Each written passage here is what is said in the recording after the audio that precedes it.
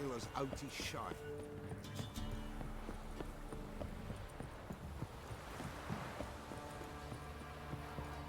Filling your coin purse, village by village, eh?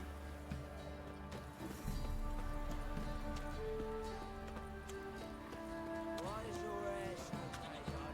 Ye seek trouble, fight on deck. And who dare to burn the state? Rush to us now. The rush of blow here if we don't finish by sundown. Which won't lay itself on the station. Refuse to Right, give me this coin. Tails and clean the shit out of the stable. Heads without guts.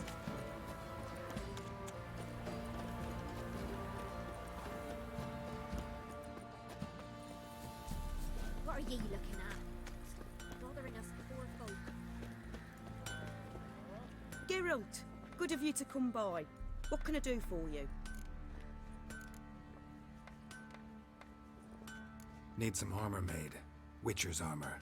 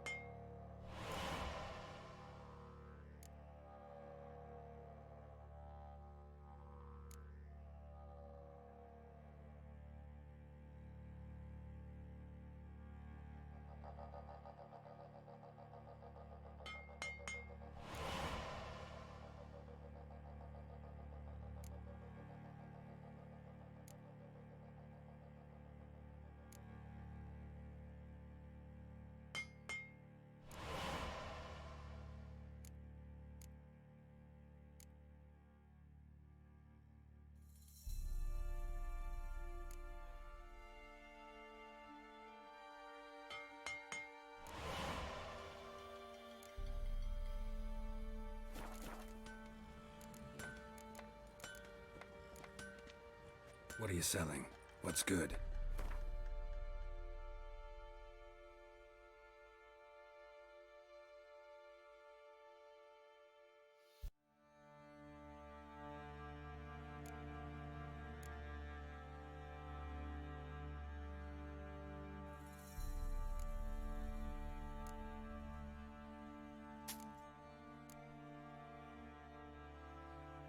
Yo, bro.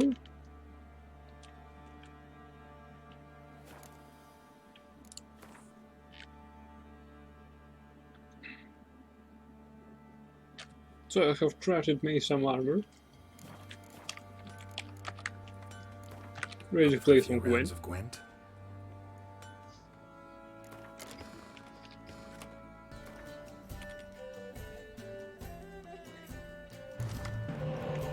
By the way, Iris gets higher damage here after 5 blows.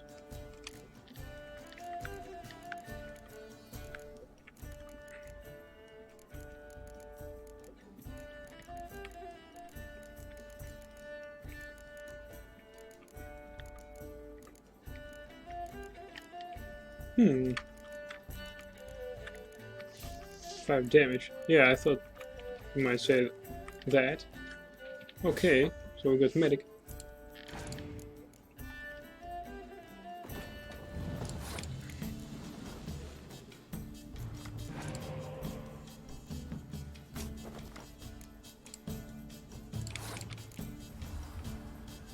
Give me cards, more cards. Yes.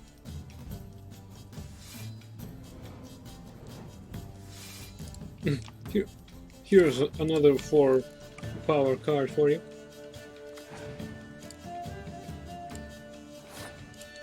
I need a dragon. Come on.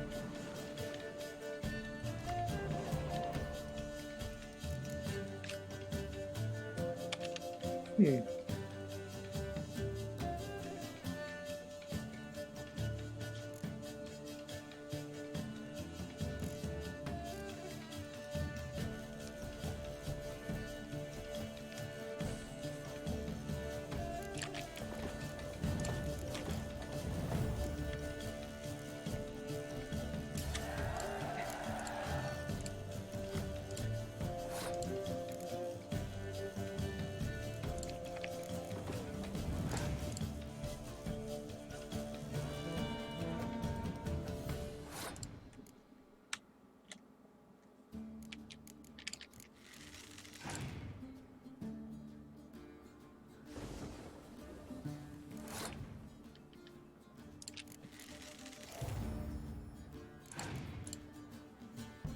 Oh, come on.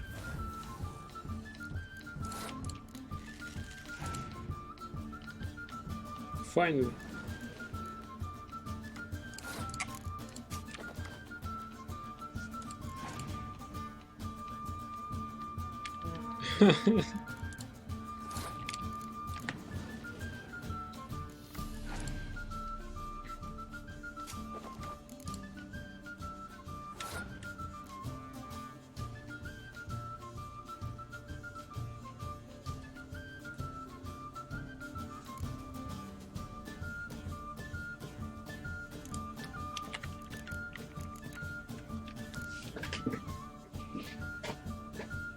So we have only used one decoy.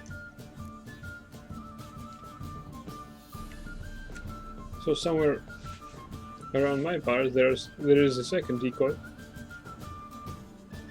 Find it.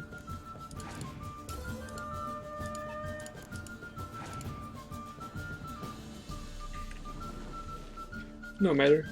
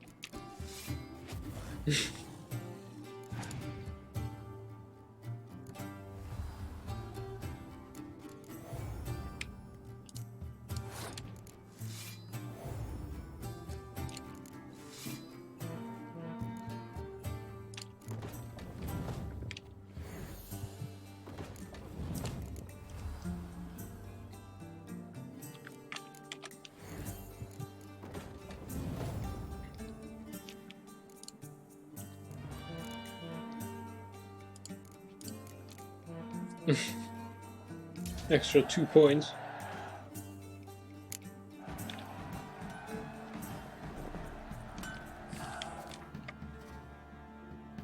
Look at what I've got. I got that, that, that, and that. I'd say overall it's not bad.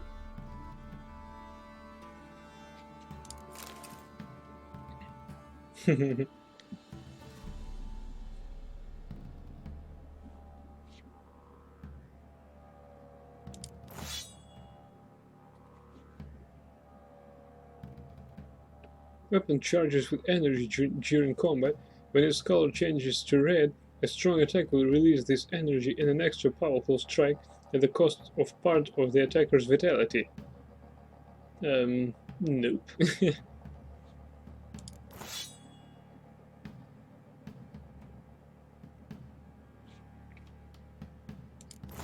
Viper. Venomous silver sword.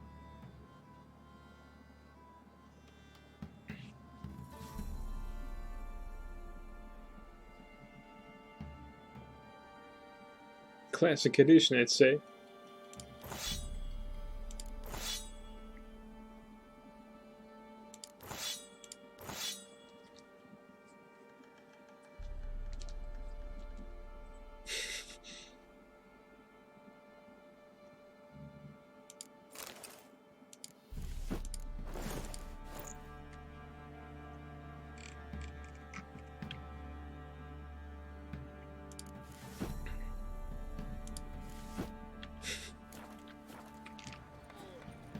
Larry, hang on. I'll tell you where the loot's at.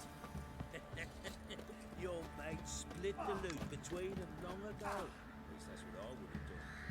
And you, shut it now. Save your strength. Get out of my sight. With some dignity. What? Please, I'm begging.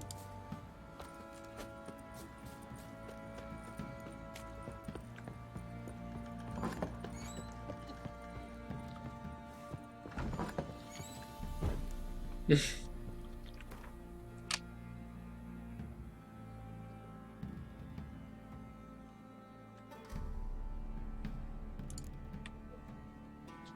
caretaker's spade.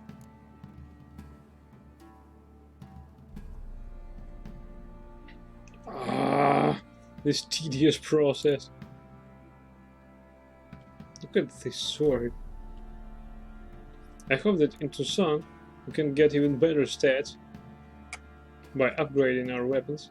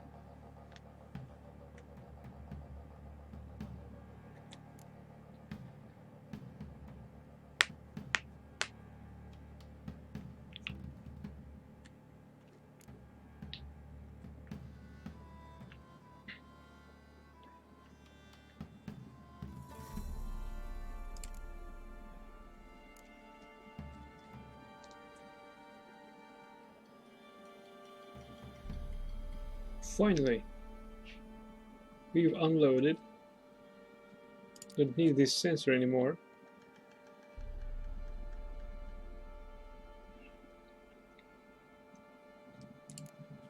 Trekking bolt. These aren't needed as well.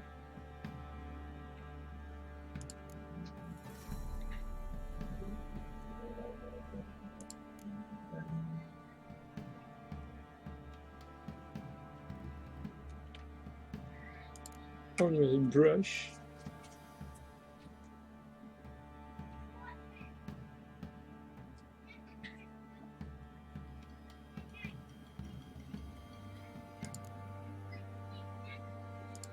Gold mug.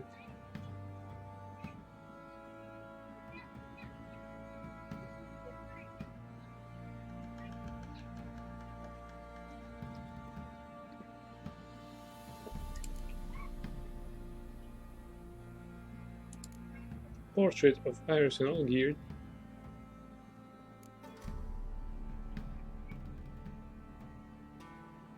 Epic.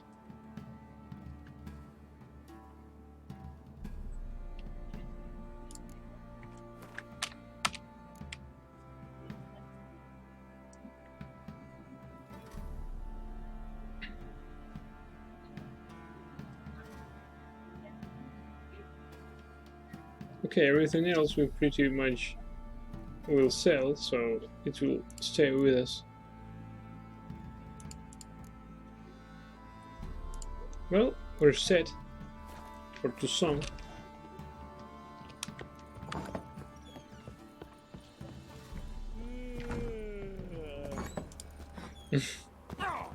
Damn it.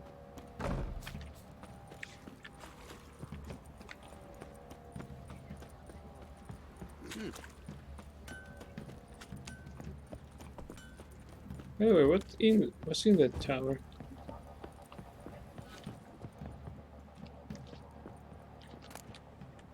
See the ring out. Huh?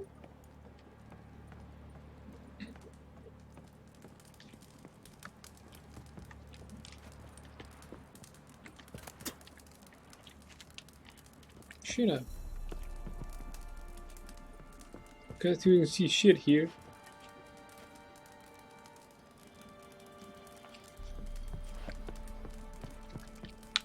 He's starting the cracks in the walls.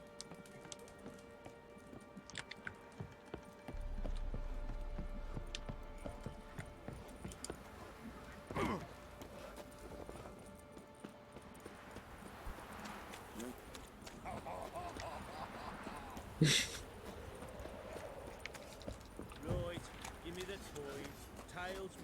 shit out of the stable, hence we go grab some tit.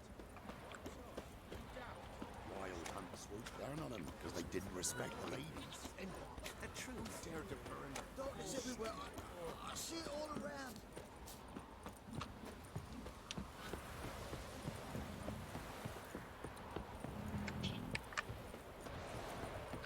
You're pale as outy shite.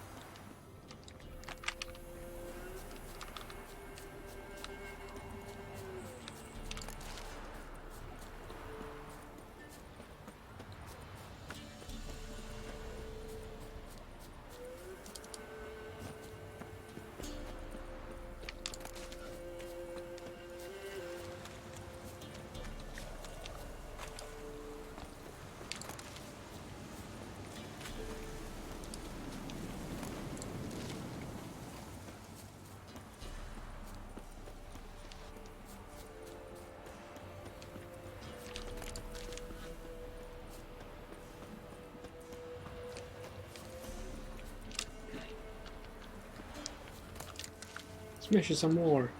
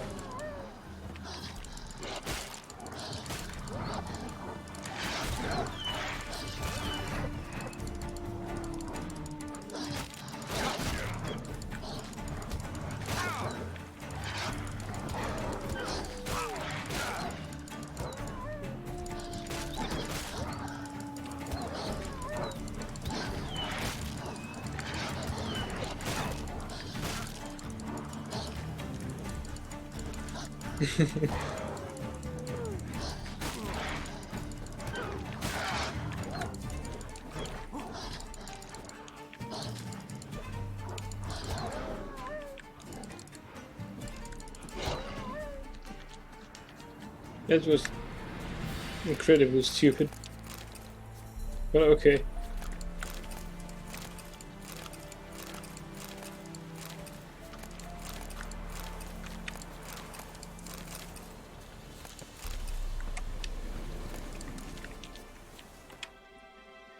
So what's out there?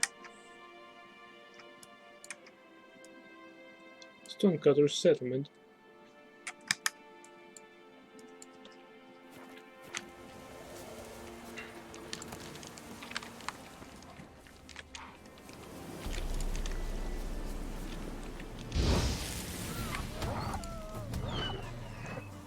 Hot dog.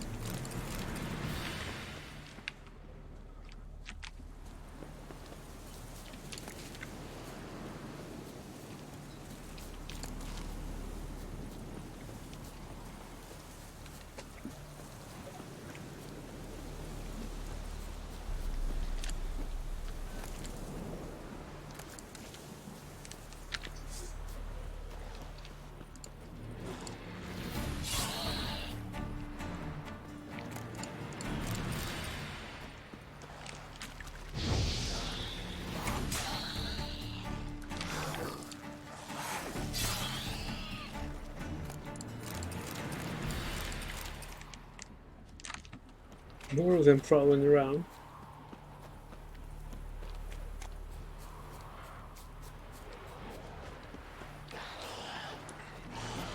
I like that silver.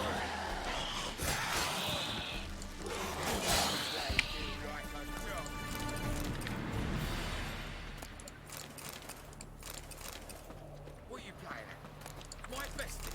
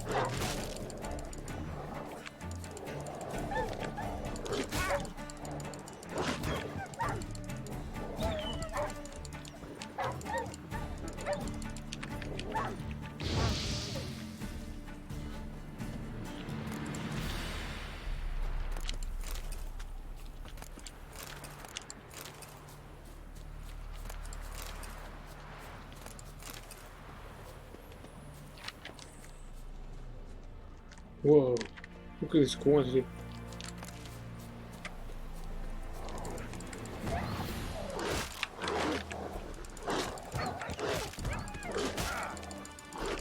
Show me what you got.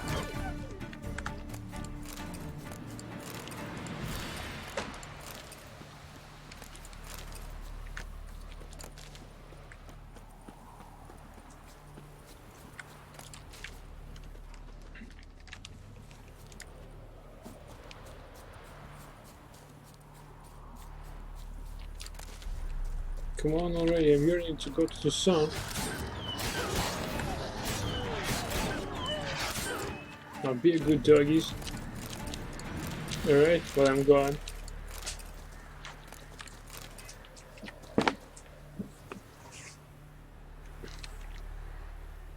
Wait a bit.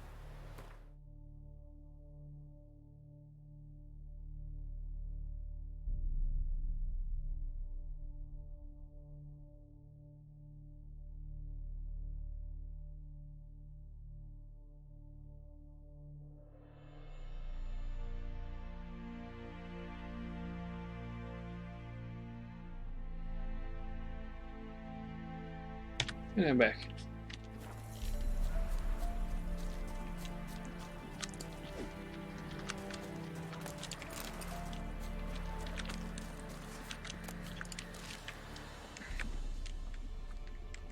Oh, come on.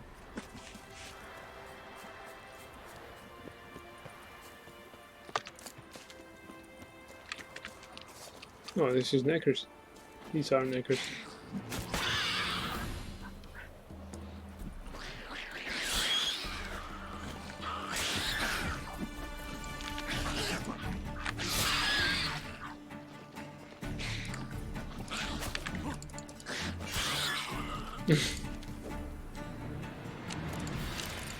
Ugly bastard.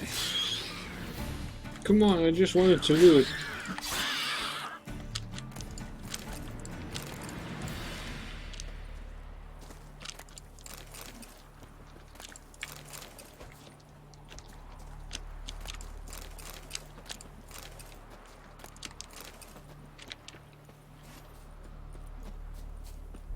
Alright, I've looted.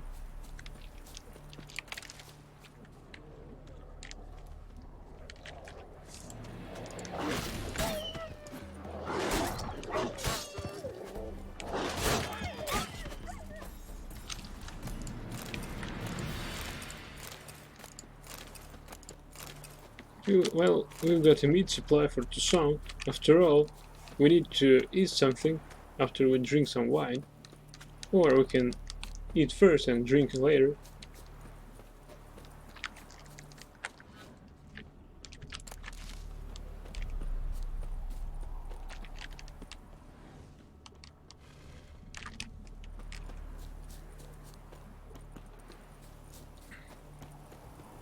Show me what you got.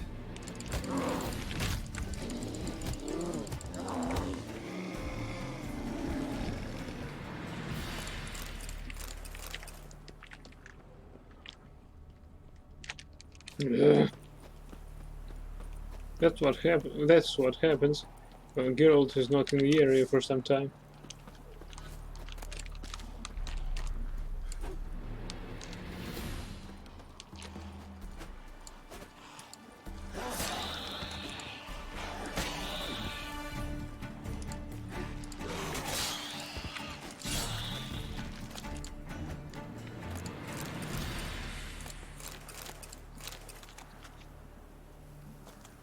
Poor lass.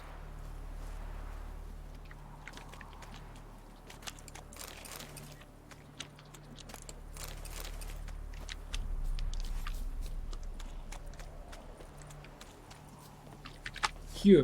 It's all because of you.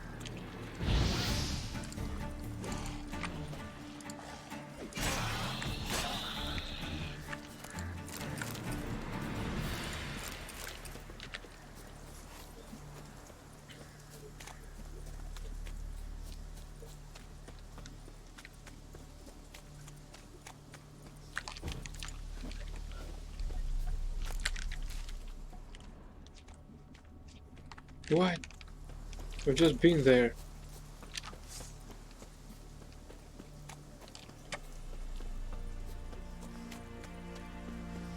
Come here, you.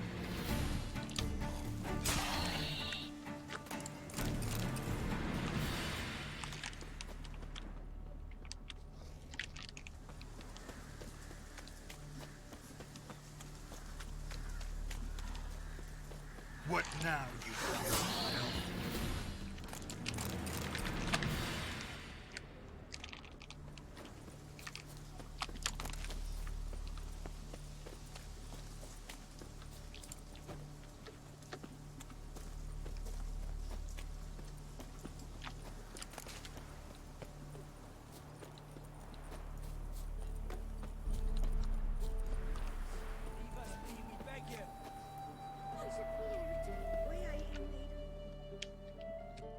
We've not got no need for your help. Have no fear, good man. Our labors shall be done quickly. The prowlers to be banished for good. Milton, look. Get out! In the flesh. Hail, Witcher. Let us go inside and greet you as befits an old friend. But you, fear not. We shall put an end to the rule of outlaws soon.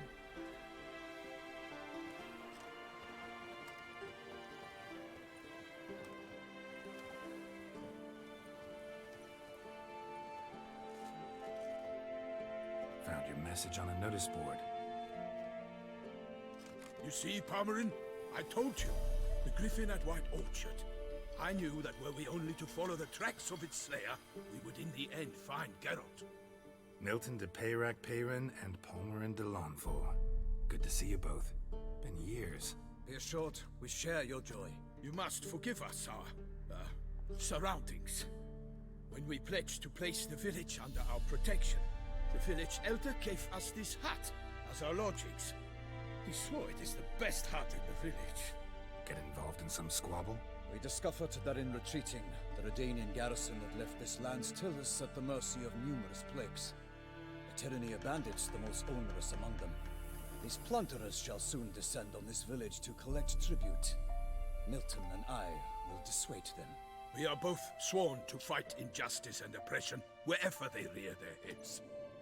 The matter does not concern you, of course, but do us the kindness of waiting. Once we have dealt with these marauders, we have a matter we must present to you.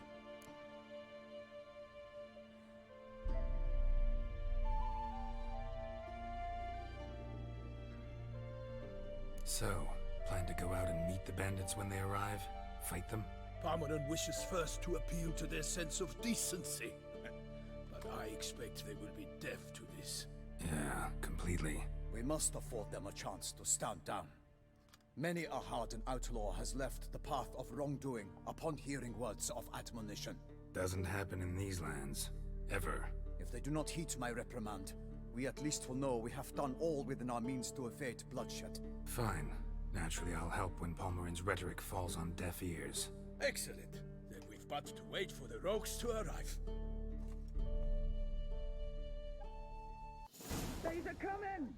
Hear that? Your bandits have arrived. Let us go out to greet them.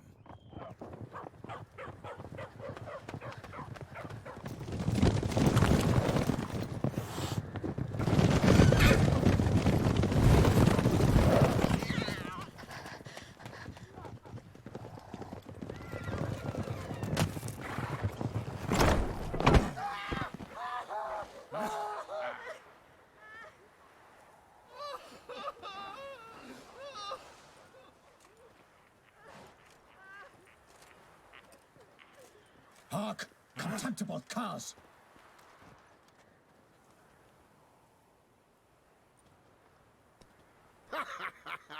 He mean us? I, Palmerin de Launfal, call upon you to repent. Set your hearts. Do you not see that they are blackened? Regular Punch and Judy here. To prey upon commoners is no honor. To loot their meager stores, abandon the path of shame, and we will spare you.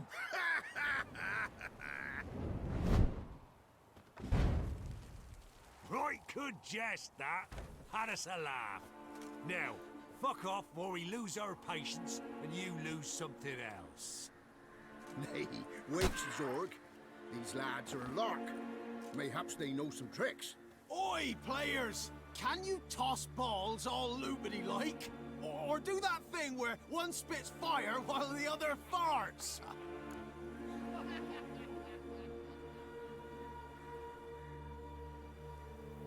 Noble Palmerin's giving you a chance. Now I'm gonna give you some advice. Do what he says. Or what? Or you'll find yourself fighting knights errant in the pay of the Duchess of Toussaint. And they eat scum like you with their morning porridge. There's 3 of them. 2 turtled up in armor. We'll come back later. Some wench sent them. Folk will say we's afeard of wenches and jesters. Ooh, insulted the Duchess. Not good. Indeed, we cannot let the affront go unpunished. I swear upon the Heron you will pay with your own blood! By the crane, villains, ready your arms!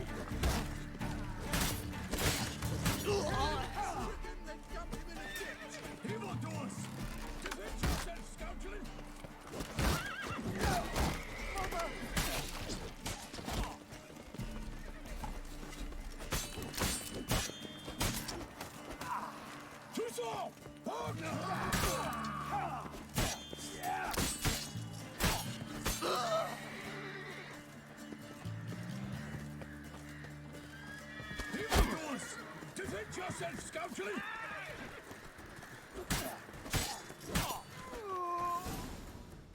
Why do they not emerge? It is over. We have banished the scoundrels, lifted oppression's yoke from their lives. Warned you it'd be like this. Fear you as much as they did the bandits now. Sorry, no fanfares and flowers. You're not in Toussaint. Ah, it is true what folk claim. In the north, no noble deed goes unthwarted. It is time to go home. And we shall, my friend. Come, Geralt. It's time we delivered our message.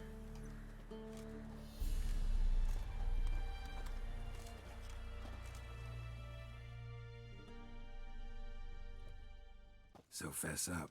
What brings you such a long way? We are to deliver Her Grace the Duchess's message in full, with all due ceremony. For tradition is sacred in Toussaint. All right, fine. Most honorable Geralt, slayer of monsters and all evils nefarious, which prey on the defenseless of this world. Whereas never have you been known to deny help to the innocent, nor leave widows and orphans to fates undeserved. Answer you now our present summons. Free us from the beast which floods our streets with blood and sows panic in the hearts of rich and poor alike. Come to our aid, Witcher. Thus humbly beseeches you the Star-Crossed City's most gracious protectress, Her Illustrious Highness, Duchess Anna Henrietta. Shall you answer her call?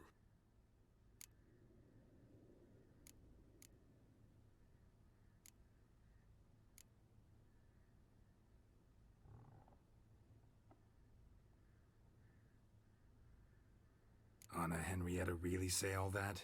Word for word? Well, in point of fact, she said, bring me the Witcher and dare not spare your horses. Only make certain this time he comes alone. The Ducal Chamberlain added the rest. You know how it is. Yeah, I remember. I might add, be it unofficially, that a hefty reward awaits. Yet the specifics you will need to verify with Her Illustrious Highness. Might be the most fervent request that I take a contract ever. And the most polite. And now we've got all that behind us. I want to hear more about this beast. Some kind of monster? Just guessing. Most assuredly, though no one has caught a good look at it as yet. Our only sure witnesses. Bodies massacred in a brutal, horrid manner. Look, some sketches drafted from descriptions given by those who claim they glimpsed the beast. Each quite different.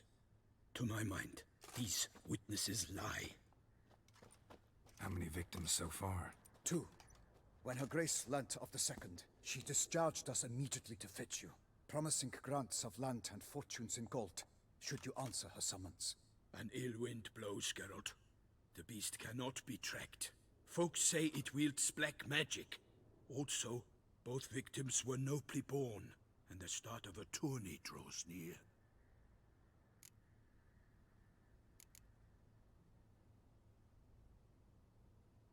Beast wields black magic? What makes you say so? The first victim vanished between bites at a feast. Of the feast-goers, none noticed this. They saw but an open window, then heard desperate cries from the street below, where a corpse had just been found. The second killing, similar. A night in a locked room. Servants all about the house. Guards all around the estate. Yet the beast somehow got him out, dragged him to the town square, and killed him there. No one saw, nor heard a thing. We have no fear of creatures against which sword and shield protect, but of this beast nothing is known, save that it cannot be traced, kills effortlessly, and with no rhyme or reason we can discern. Anyone tried to hunt it? Knights errant, for example? Ha! Many have tried. Baiting, waiting in ambush, but to no avail. The beast is clever. It evades all traps and attacks of a sudden. It is like a ghost. An experienced tracker. This is what we need, with knowledge of monsters. In short, we need you. Mentioned a tourney. Why doesn't the Duchess just call it off? Simply, it is too late. The guests have arrived. The best knights of all lands, relatives of the Emperor. The beast could be a threat to others, not just to Her Grace's subjects. Got it. Before an aristocrat dies, at best it's a scandal. At worst, a diplomatic incident. I sometimes think back to all the contracts I've ever taken from sovereigns. Can't name hardly any where I came out ahead. You cannot be thinking to refuse. No. Just struck by a thought.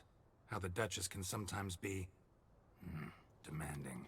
So you accept the contract. Excellent! We must set off at once. We long wanted this land searching for you. Yet time is of the essence. Ready to go, soon as you're packed. Ha! Then post-haste to Toussaint. To Toussaint! To Toussaint.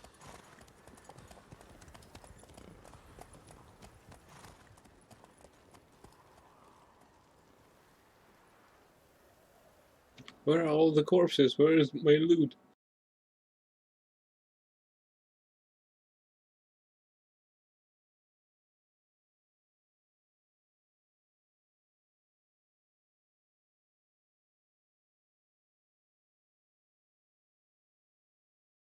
Say, you can perform a quick save by pressing the F5 key. I pressed and no quick save here.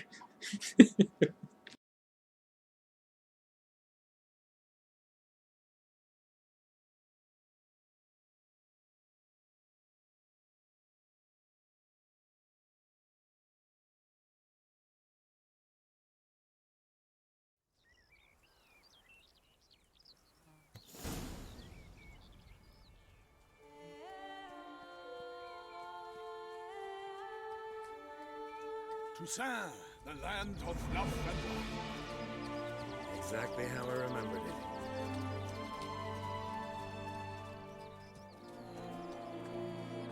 You will find Beauclair's changed some these past years. Walk about when you have the chance. You will see for yourself.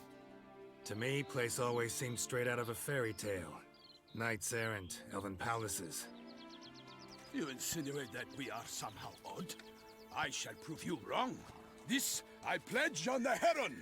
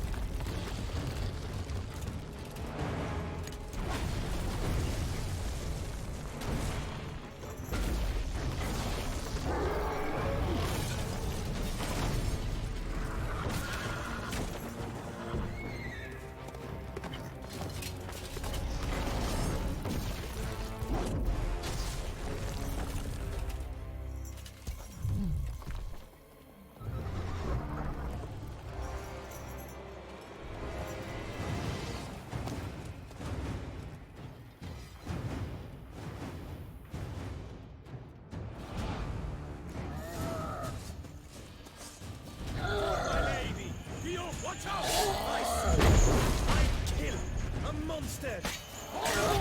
One for all!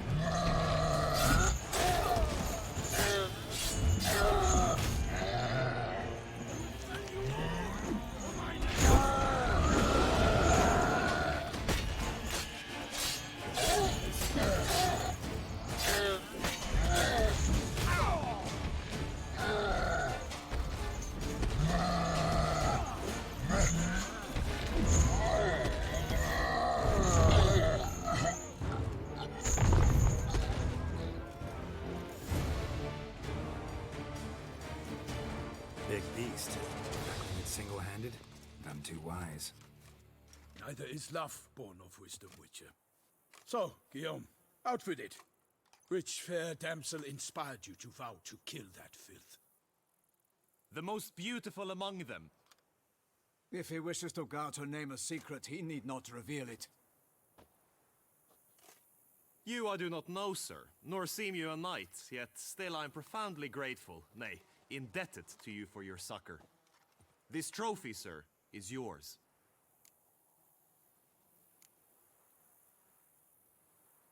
A giant this close to human settlements? Strange. Well, that was no ordinary giant. His name was Goliath, rumored to have been a knight once, but one who broke his vows. For this, the Lady of the Lake transformed him into a wild giant and banished him into the Gorgon Hills. So he came back down? Why? Several times each year, hunger chased him into the lowlands. Goliath had killed and devoured many shepherds. Guillaume's hunt served a noble cause. At any rate, it's a tale for more agreeable environs. I'll take the trophy. Why not? Could find someone who'll pay to buy it. Put up a good fight against the giant.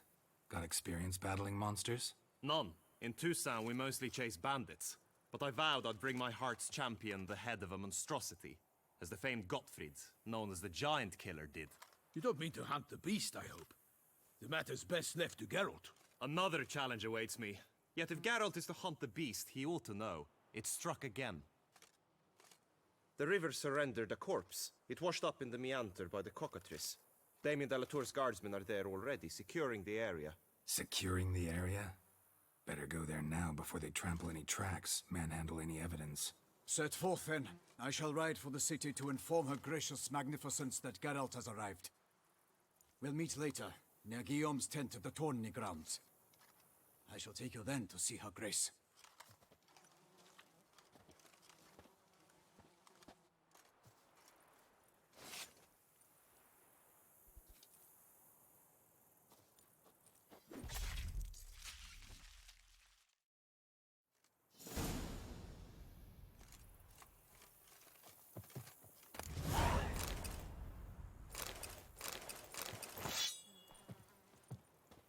Whoa, whoa.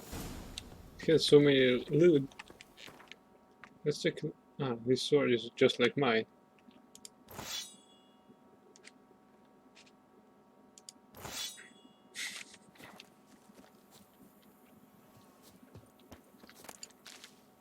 Follow Milton to the place where the body was found. Can I do this? Such good fortune you found us. Brave kid, Guillaume. Parmarin oversaw his upbringing. Guillaume is his kid. Mutations and Grandmaster Witcher gear. In Blood and Wine you can undergo additional Witcher mutations to unlock new capabilities. Soon you will run into a messenger who will deliver a very interesting letter. Read it to investigate the story of Professor Moreau to learn more about these mutations. They say a master craftsman lives in Toussaint who can craft Witcher gear of unequaled quality. What's more, you receive special bonuses for wearing all or part of a set. With this extraordinary equipment, you will not regret investigating these new options. I won't. Damn. What a nice countryside.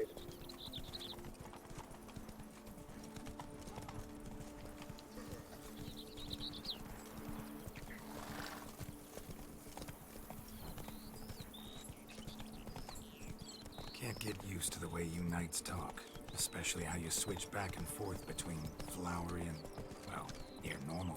We are knights errant, in the service of her gracious magnificence. When we appear in her name or speak on her behalf, we are bound by tradition.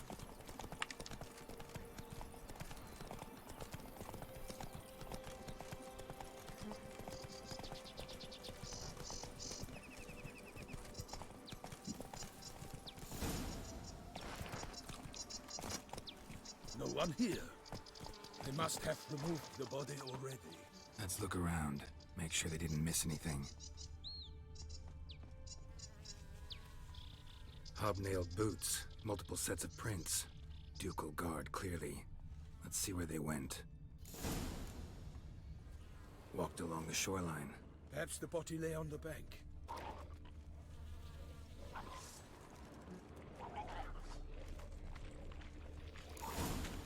Got guests. Careful. I say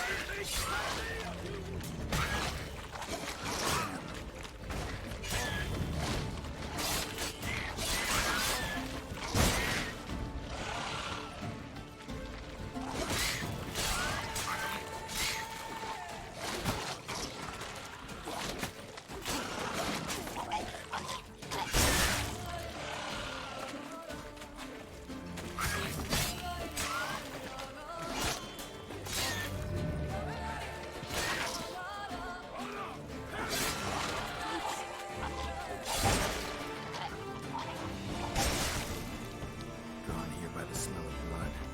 Let's keep looking.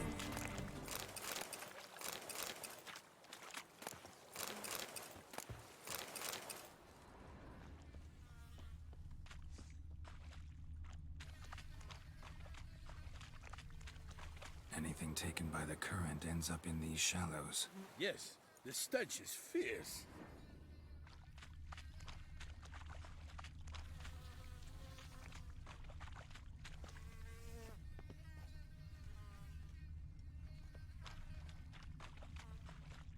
Only blood-soaked scraps left of the victim's clothing.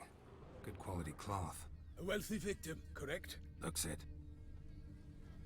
Blood. Guardsmen pulled these nets out of the water, then cut the mutilated body free.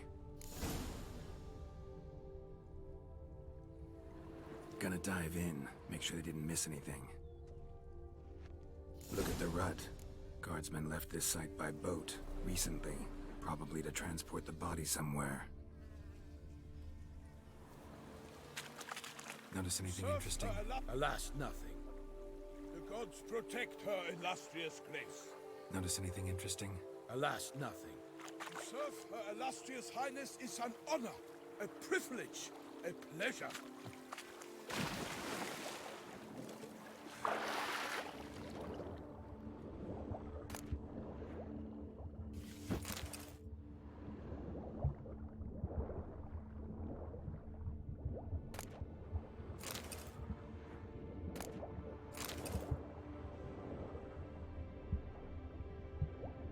So far I found garbage underwater and some loot.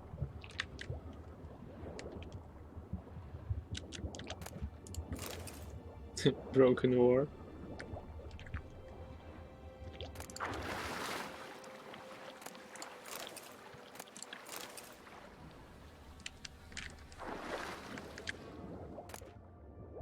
Handkerchief monogram DLC.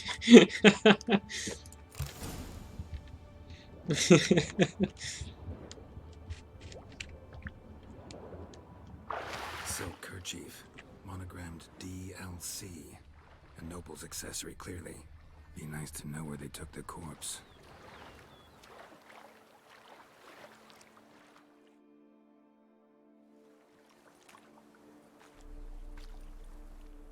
What now? This isn't the site of the murder. We know that. Current brought the body here. Corpse got caught in the nets. Guardsmen pulled it out, put it in a boat and took it somewhere. Need to find out where. I'd like to look at the corpse before it starts to decompose. The inn. Its patrons must have seen the guardsmen, which direction they took. We should ask there.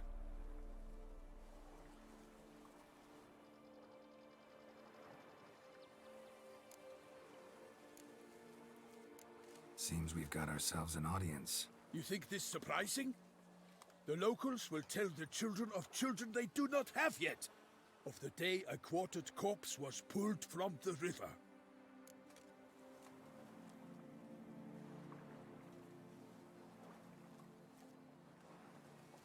One thing.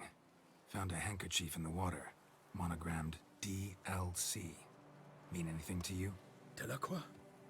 It cannot be. Was it he the beast slew? Seems so. Knew him well? Long past. We were close friends once, but our paths diverged. He was a man of extremes, standing by his companions no matter the odds, fighting his foes to the bitter end. Foes? You have a lot of them? He did, but I do not see what that has to do with the beast. Ah, Geralt, you've struck a raw nerve.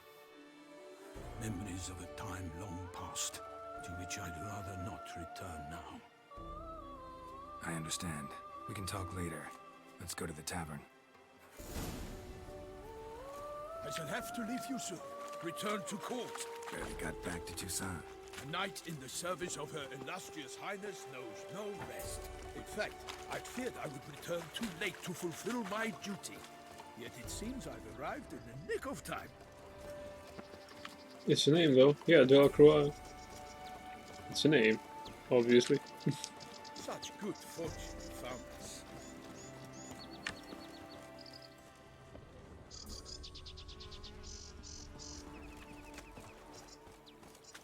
Once you have finished examining the corpse, be sure to report to Anarietta. Anarietta? Her Grace, the Duchess. I forget myself at times. We address each other by our first names in private. Never in Pomrin's presence, however. He finds such familiarity offensive. Patrolling on an empty A stomach. watering hole for traders, smugglers, boatmen. But you will find no better crayfish chowder in all Toussaint. Rossi, you wear my ring. Bravery's When you not hold enough me against the tight, beast. Rossi, that's my thing. Dark powers. That calls for a witcher. Mage. Well, will you stay long? Have your chit-chat with someone else. Yes? Is it true? In Novigrad, they eat tripe in oil. Yuck! Can I help somehow?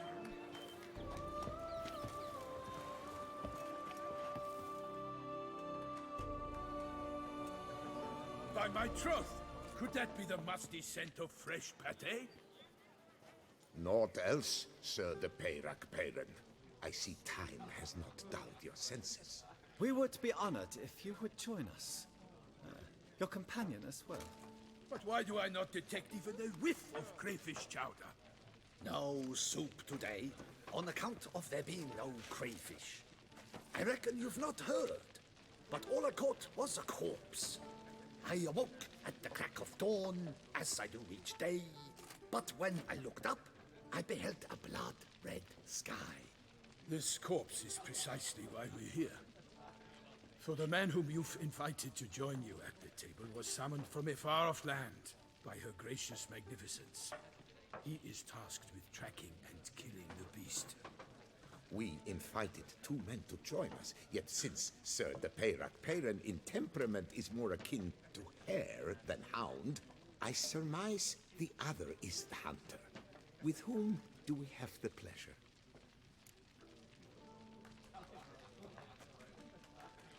Name's Geralt. A humble introduction. You've clearly not tarried long with Sir de Peyrac Peyran. Spare us the petty insults. Geralt is a master of the witchering trade. He has questions concerning the beast's last victim. I was the one to find the corpse. The sun had just risen when I awoke, sat straight up in my bed, looked out the window, and beheld a sky red as blood. Ask Geralt, please, or we shall be here till winter. Must have been early in the morning. Went to check your nets and then...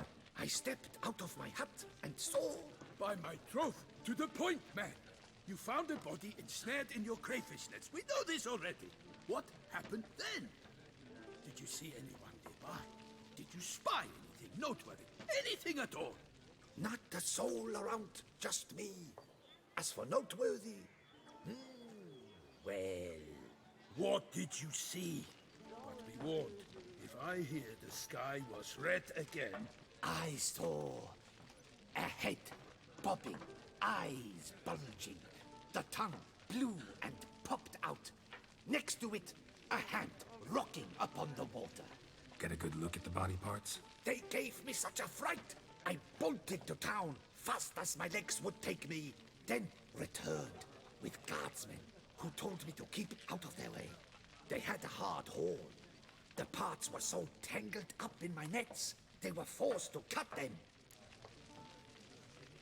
Need to examine the body. Know where they took it? They ferried it across, then loaded it on a cart and hauled it to a cellar at Corvo Bianco to keep it cool, see? What? Why, Corvo Bianco is Baron Russell's estate. When he learns they've turned his cellar into a morgue, he'll set his hounds on them. While you were gallivanting about the north, his vineyard was auctioned off. Who was that? Woman who just left. Didn't see her before. Didn't notice her walk in either. Doubtless Linnis, the innkeep's daughter. But hold, Geralt, because this is an outrage. Russell's vineyard was auctioned off? Inconceivable. It is no secret the Baron had gambling debts up to his ears.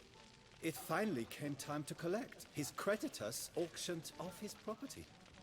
The Ducal Chancellery bought it, in fact. Russell now bunks with his brother in Vicofaro. I told Russell he'd get his comeuppance. How long can one throw on past heroics? His creditors must finally have defined that his promises meant nothing.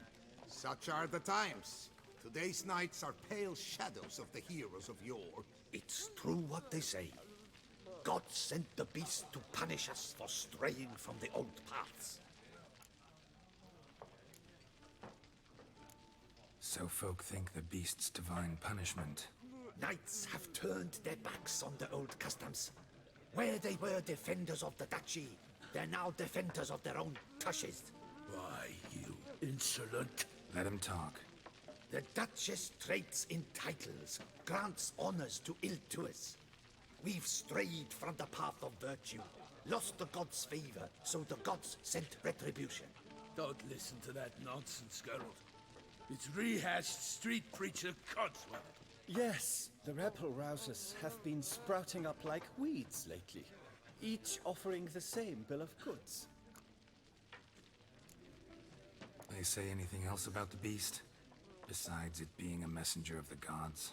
The Toussaintois are no fools. They see clearly the beast kills on days honoring patron saints. Picky monster. Thanks for the hospitality. Time I examined the corpse. Corvo Bianco lies a short way from here, near the tourney grounds. Just follow the road and you'll arrive. Not coming with? Oh yeah, duty of some sort calls. Some sort? Ha!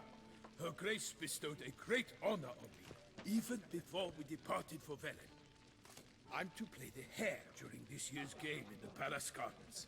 When you see me in my costume, you will wet yourself laughing.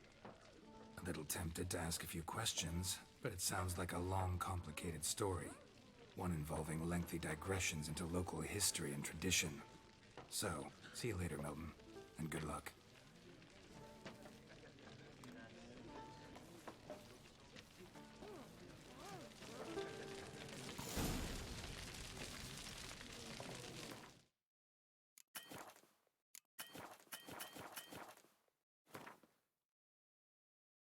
Finally, we're in Toussaint, and we're free to loot here, Gottfried and the chessboard knight. The last day of the tourney had come, and it was now clear Gottfried would tilt against the mysterious chessboard knight in the joust. Gottfried was the ducal champion at the time, so all were counting on his victory. No one knew a thing about the chessboard knight except that he had come from the south in dark armor and had a shield bearing 64 black and white squares. When the herald trumpeted the signal, the knights charged at each other. Gottfried's lance shattered against the chessboard's knight's shield, and the mysterious knight swayed in his saddle. No mere mortal could have survived such a blow, yet the chessboard knight did not fall from his horse, but instead struck a blow of his own on the next pass, knocking Gottfried to the ground. The victor approached his defeated foe, stuck out his hand and helped him stand. Before the herald could announce his victory, he took off his helm, and all beheld his eyes of coal and face of burnt cinders. I have come from a long time past to remind you of humility, which is a long-forgotten virtue. My name was consumed by dragon fire when I perished, victim of my own pride. After saying these words, the chessboard knight rode off. No one stopped him, yet they repeat his warning to this day. Yeah, this is legendary. Well composed, Patty Anderson. Oh, dear fellow, with a pistock like that, you must have your pick of the latest. Do not disturb. Beg your pardon? Beg your pardon? Yes? This is deceit, Yes? Witcher. Beware. Keep your eyes peeled, Witcher. Do take care, Witcher. Greetings! Oh, dear fellow, with a pistock like that, you must have your pick of the latest. Do you like it? Crayfish chowder recipe. Deshell the crayfish, then remove heads, pincers and tails. Grind these in the mortar. In a saucepan, fry onion and garlic with a sprig of thyme in butter until transparent. Add the crayfish flesh and fry. Pour in a good vintage muscadet and then add bouillon. Blend the contents of the saucepan thoroughly. Transfer to a stew pot, add dill and simmer. Once done, thicken the soup with a half quart of cream and tablespoon of butter. Add wild herbs to taste and don't spare the dill. Even a whole bunch will not be too much.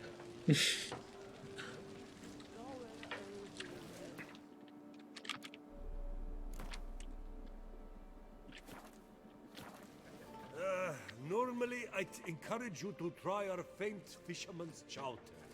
But alas, we are all out of crayfish. Could replace them with something else. Perch, for example. Replace crayfish with fish? I beg you. What next?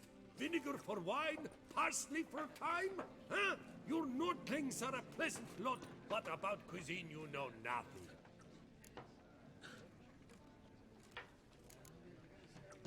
Got any gossip? Fishermen talking about anything interesting? Yes, about a Nordling who would replace crayfish with pike. Asked a serious question. And a tactless one. I do not eavesdrop on my clients, and I certainly don't repeat anything I chance to hear. Show me what you got in stock. So, let's take it at his Fiorano wine, Guillaume Dubois Soulful Wine, Saint Mathieu Rouge, Duke Nicolas Chardonnay, Chateau de Dame Chevalier Pinot Blanc Reserve, Chateau de Conrad Cabernet, Count Var Ockman Shiraz, Hair pate. Goat's milk, cow's milk, tarte tatin. Baguette with fish pate. Damn, this is a nice cuisine here. Goliath trophy.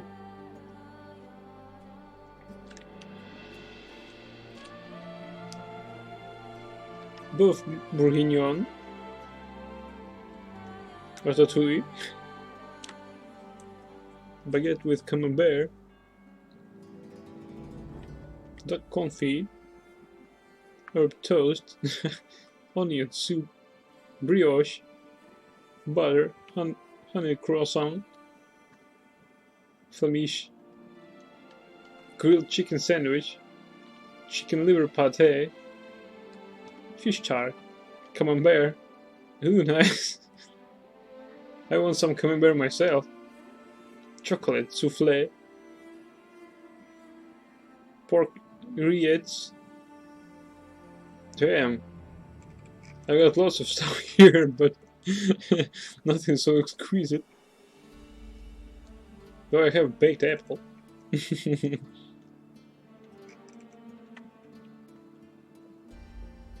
Burnt sweet bun. What a delicious taste, yeah. Ah. Show me what you got in stock.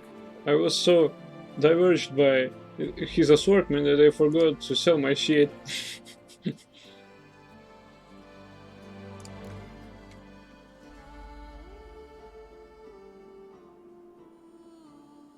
Whoa, you got even better prices than in Skellige.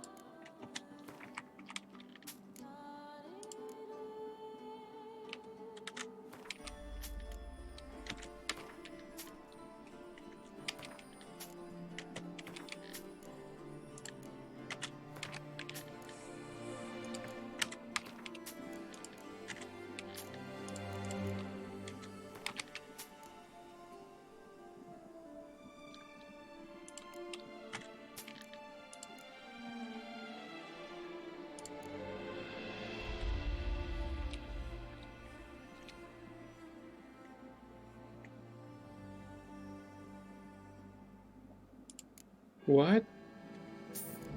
That item needed to complete a quest? Really? Alright.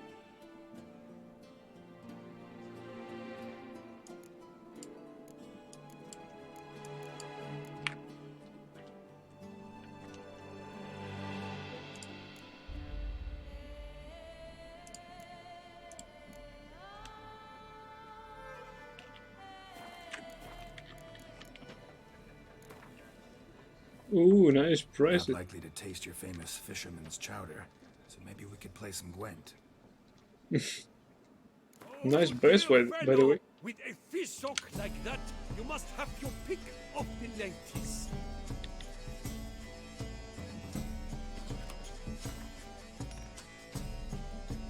What is the music in Gwent Pog?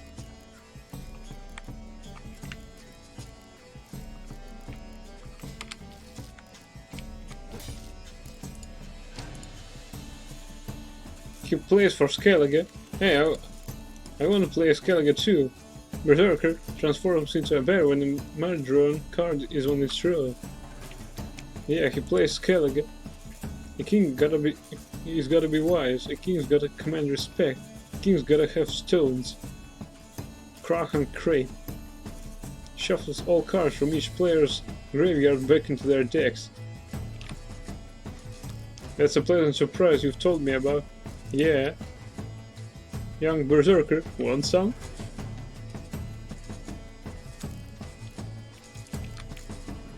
Alright, catch some spies.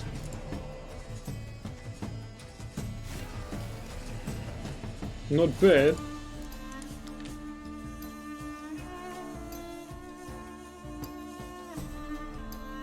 Eat enough of them and the world will never be the same.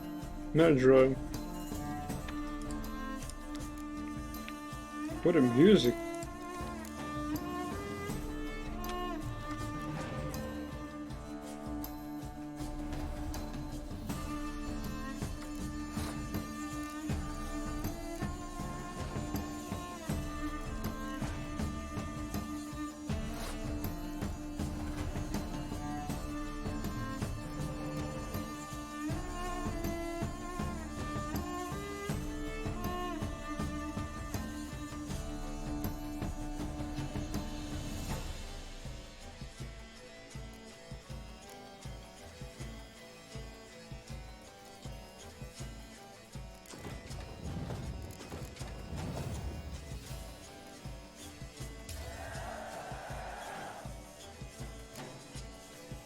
I will need to record this music if I want to find any game rip.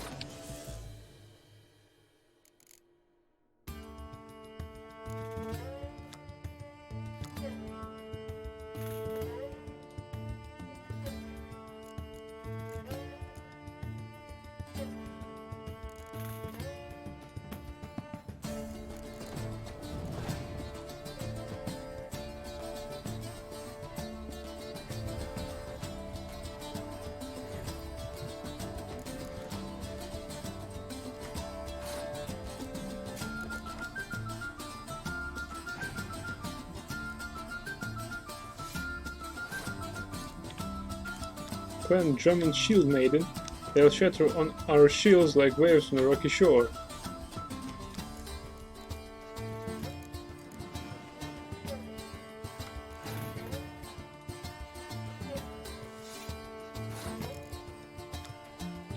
Berserker, kill, crush, clean.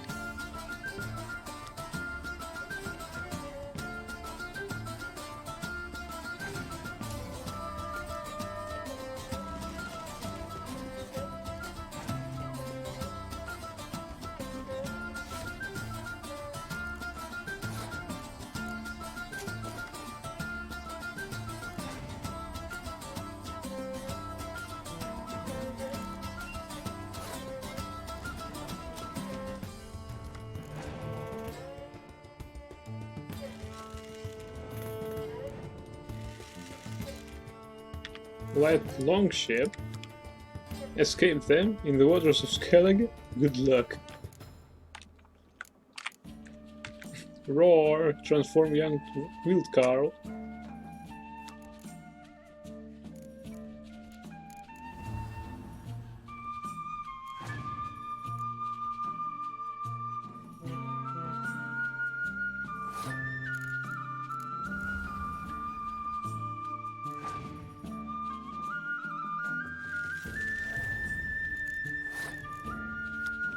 All geared von Everek.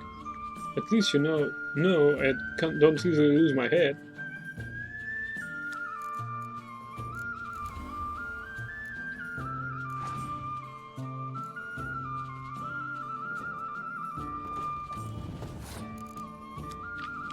War longship. They say Heimdall's heart swells whenever the longships sail out on a raid.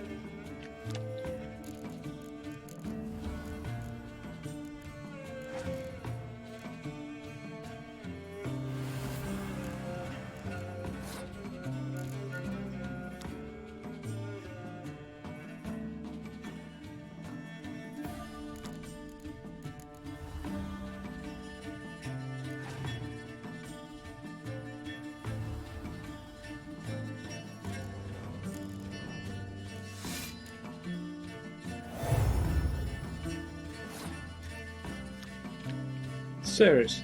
They call me a sparrowhawk. Know why? Because I eat rats like you for breakfast.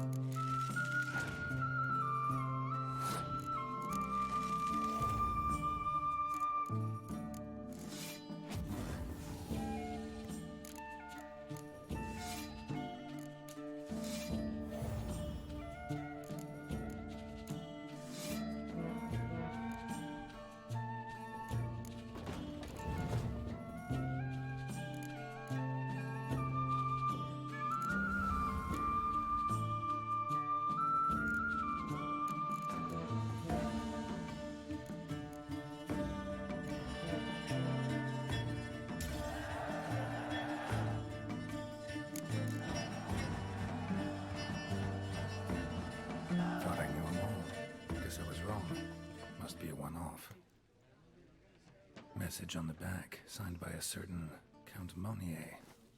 Invitation to a tournament. Interesting. Went to everything. Tournament.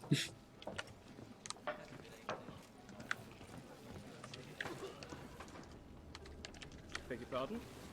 Oh, dear fellow, with a fish hook like that, you must have your pick of the ladies. Yes? Good day. I shall be off once I finish my pate. The cook has worked wonders as always. I'd rather have that chowder. Well composed pate, Alex.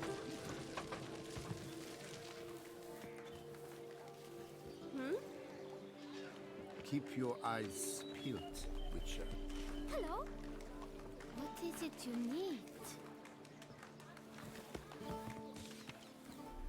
The cockatrice inn.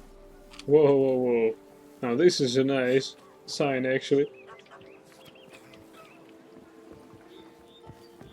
Hello.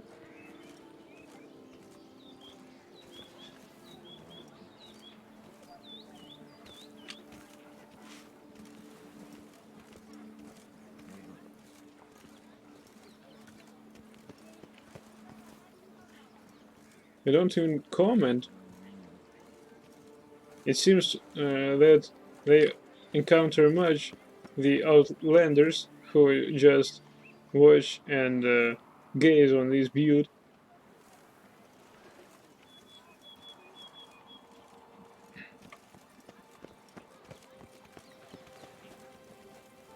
Right, let's see what's in there.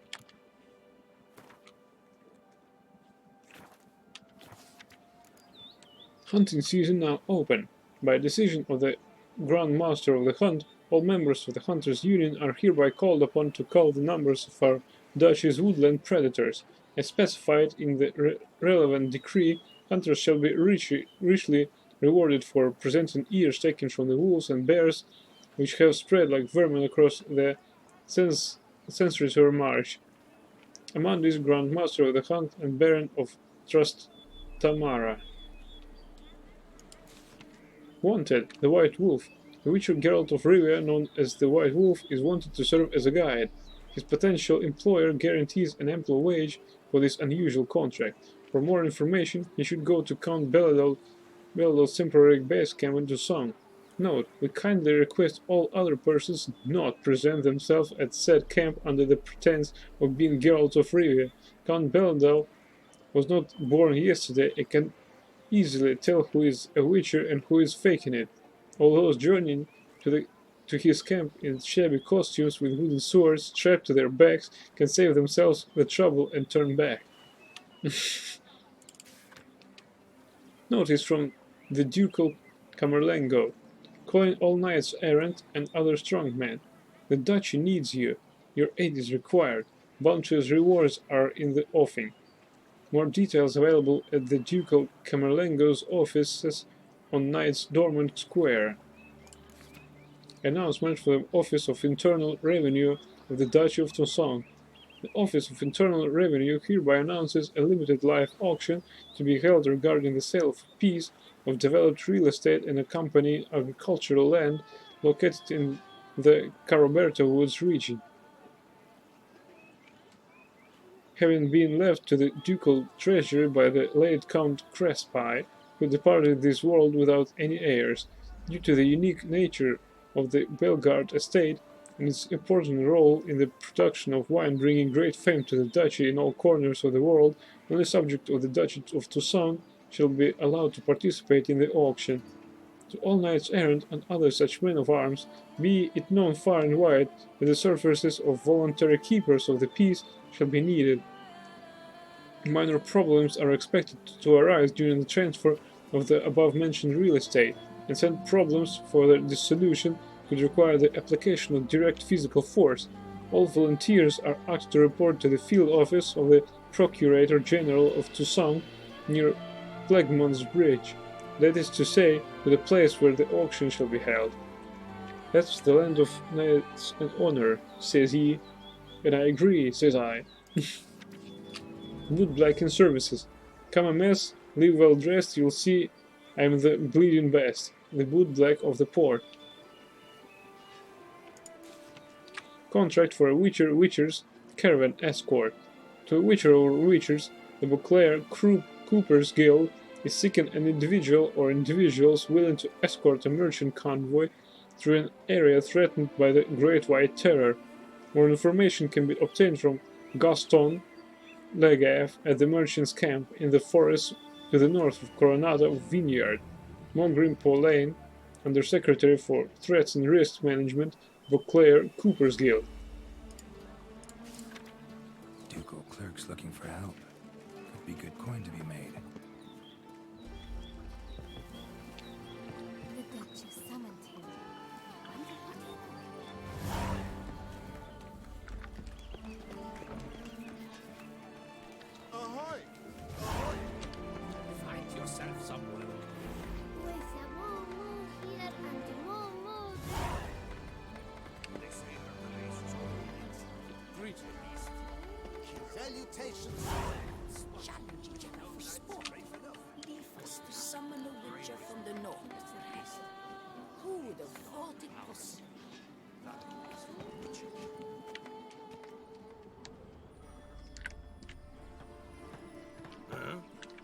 Hey, Mr. Worker, I'm looking for books. Old pamphlet. Dear Beauclair, wake up. You're being diddled in the dairy by a ruling elite which plays you like fiddles. In broad daylight, they have conspired to deprive you of the rightful heir to your throne. It is the Duke's eldest daughter who should take power after his death. Yet he has fed you far-fetched tales about some curse enforced on you, his younger daughter. Do not stand idle, do not tarry, revolt. All those who will not allow such treatment of themselves and their fellow subjects, let them be at the ready. Their rightful heiress to the throne might return at any moment, and then she shall need our support, a concerned subject. Now that is suspicious. Why it is in your building, I don't understand. A job is like a lady. You can always get a new one. Summon a witcher from the north. Who would have thought it possible? Whoa, level 46.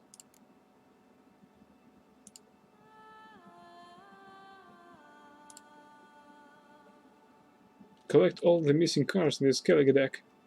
Obtain the basic Skellige deck.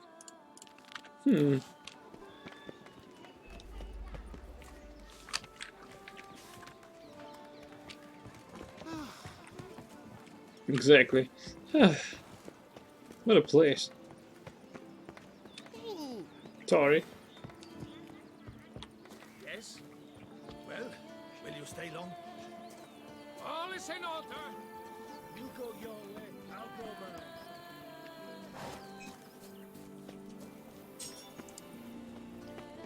I just told you. Ah, welcome. I just told you. Welcome. Yes, my lord. Blood and Wine quest. Places where you can begin new quests from Blood and Wine are marked with this sign icon.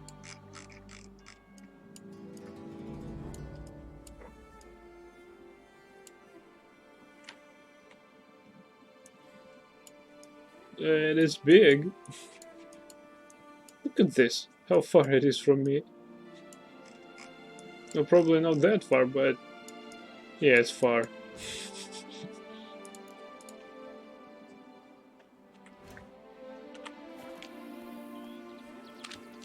Alright, well, where is the nearest mark?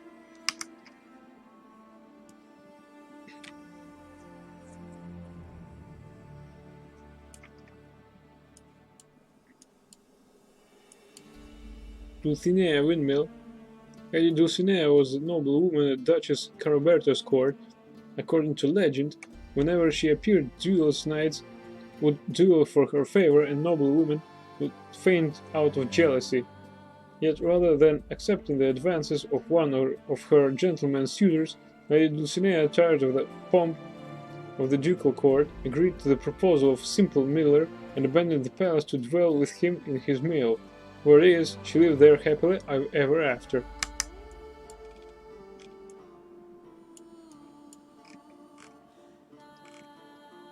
Here to obtain something important from the main story first. Really? Alright.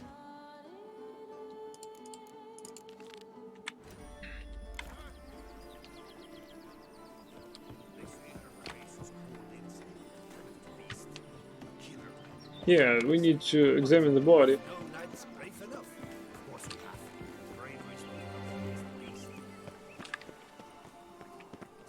Well, will you stay long? Is it not evident I'm busy? What's happening? Catch some wings, grab some kid, it would life's all about, isn't it? Witcher, I can see you're a killer. At your service, Witcher. Geralt of Rivia, perchance. Indeed.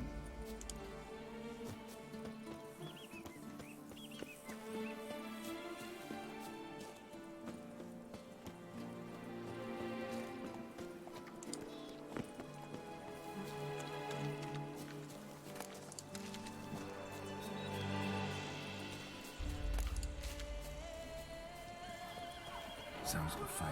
Have to hurry.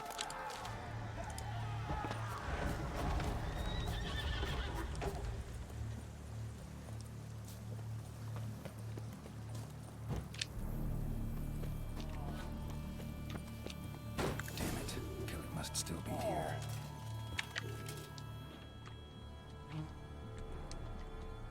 Crappy crap.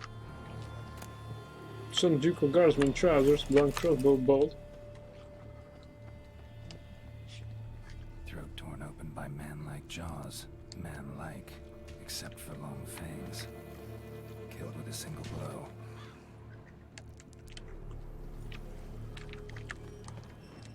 In the cellar, gotta be. Claw wounds from 5 separate claws. Spread of a small human hand.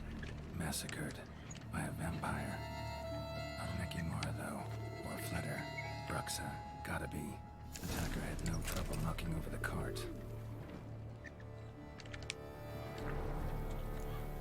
Read the Bruxa bestiary entry to prepare for the fight.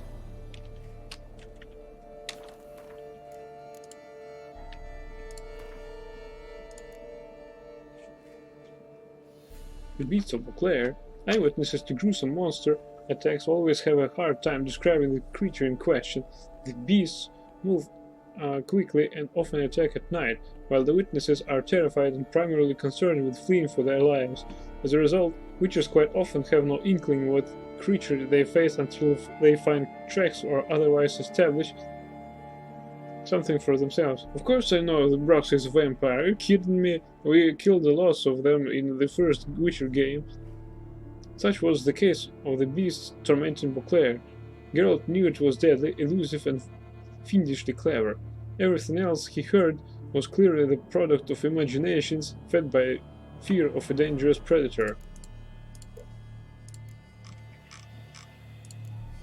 Scurvers. Thought it was just a pile of rotten meat. Alright, let's first read about Bruxa and then go for other entries. Bruxa. If you must travel through the woods, steer clear of any places where you can hear several different kinds of birds at once. That sound means you're entering a Bruxa territory and can kiss your life farewell. Anonymous piece of advice. Fortunately, for all of us, Bruxa are rare creatures. Most live far from population centers, but they care greatly for their own safety and make their lairs in places where they cannot be taken by surprise. Those who decide to live near men avoid crowds and emerge from their shelters only at night. When they do, one could almost mistake them for delayed travelers hurrying towards their night's lodging, yet subtle details give them away. Their close ties to birds, their piercing voices, and the breathtaking speed of their movements. Bruxa are far swifter and stronger than men, but their greatest asset is their ability to turn invisible. Bruxa dart about with uncanny speed, and with their power of invisibility they can easily confuse opponents and attack unexpectedly or from behind. Thus, when fighting these vampires, the Moondust Bomb is a great aid. While it cannot eliminate the vampire's invisibility altogether, it can make it easier to track its motions. A generous smearing of vampire oil is also effective. Bruxae use their sharp claws to attack and can easily break through an opponent's guard by buffeting him with a hail of blows from all directions. They will try to bite their prey and drink its blood once it is weakened, so every witcher who expects to encounter such a monster should swallow a black blood potion beforehand. Bruxae are also known for their sonic attacks, which knock down and stun their prey. Moon dust, vampire oil, black blood, and Earden. Black blood and moon dust. Could be lifesavers.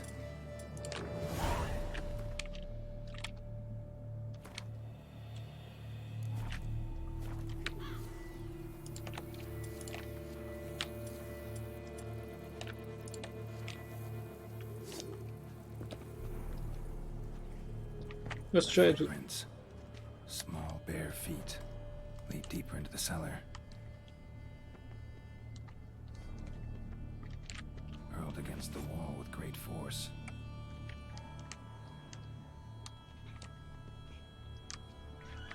Took a lot of strength to batter this down.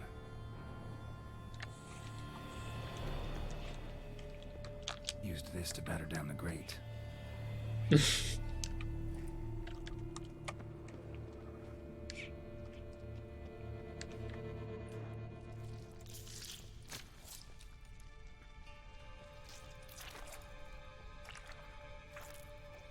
You. Saw you at the inn. I know what you are. Don't know why you killed these people, though. Clearly wasn't for their blood.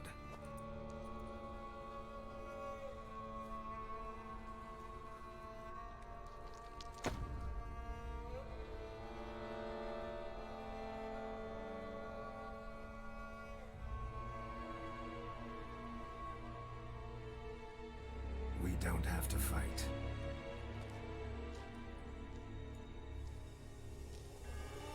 You are wrong.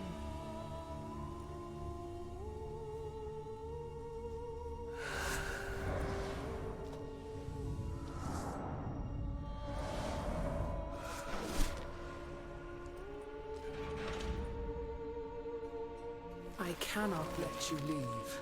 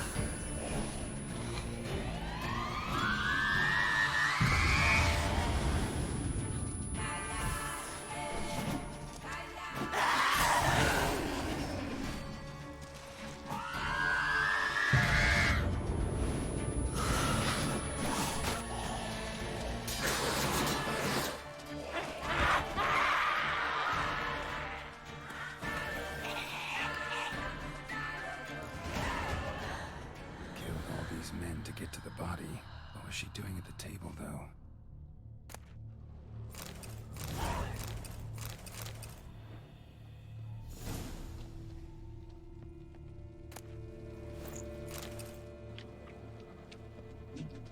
Damn, she was cool.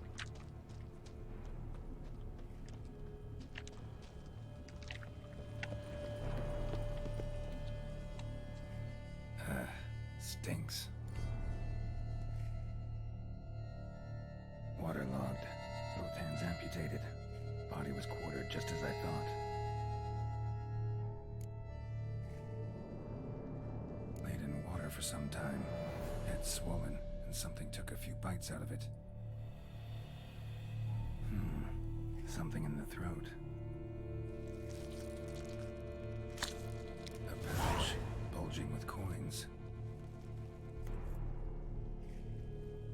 Nilfgaardian Florins from several different provinces. If the murderer did this, means we're dealing with a sentient thinking beast.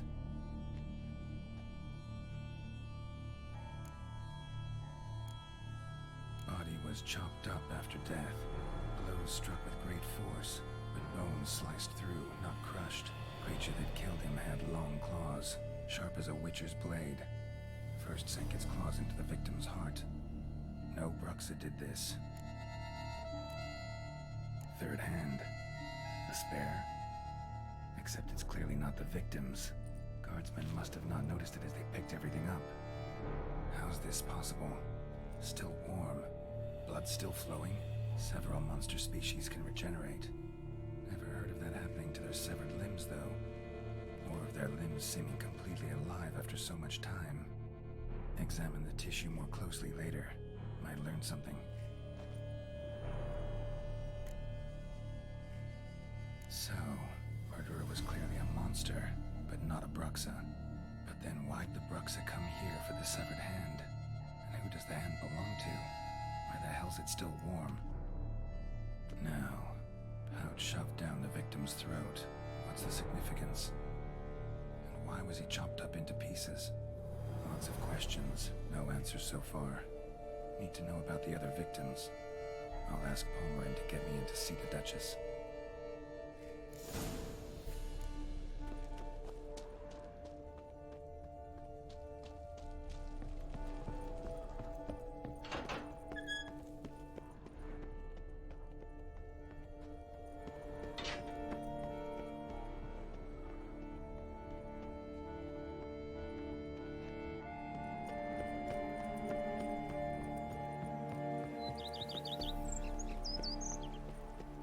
But at least we didn't encounter any problem on our way out.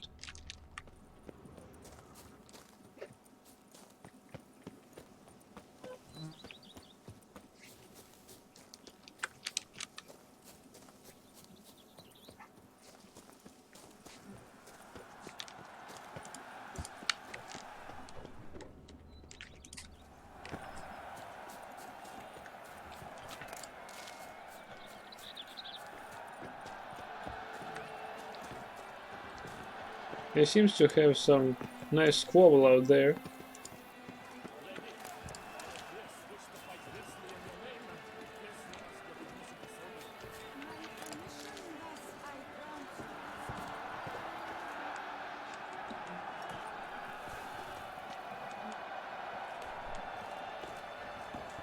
Greetings! Don't touch. Greetings. Don't touch. Have I gone absolutely cuckoo? Selling all that cheap? Witcher! The Hansis! Destroy them! Will you run away from home with me?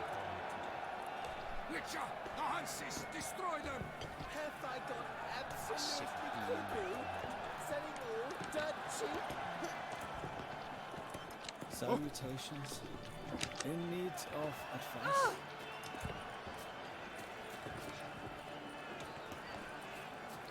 The giant belched forth the roar so hot it shook all the bones in my chest. Halt! But virtue always trumps villainy. With his friends at his side, Jon best gold restore peace to the land. Your boots!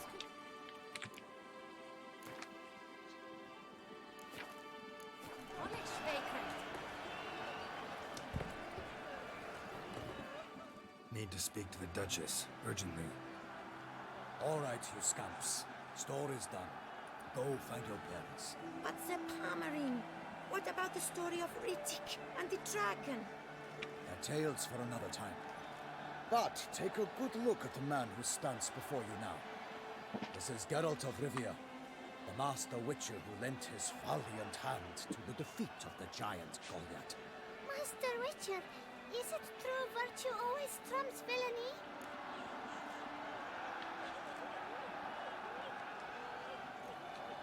Yeah. Virtue always wins. But the Black Knight, He's a villain, and he wins. The cutter of Casteldacia, too. Moral victory. That's what counts. Rubbish. Now, that will do for questions. Go find your parents. Her Enlightened Highness has doubtless arrived at the tourney grounds to watch the battle in the arena. If we hurry, we'll be in time to speak with her before the spectacle begins.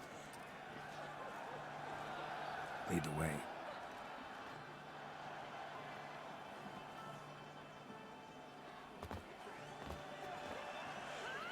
Who's fighting? Nilfgaardian gladiators? Close, but not quite. As you will soon see. Someone's gonna fight a Shaelmar? With even some bells on its tail to confuse it, slow it down? Whatever is the problem? The beast is a gift from the Emperor, no less.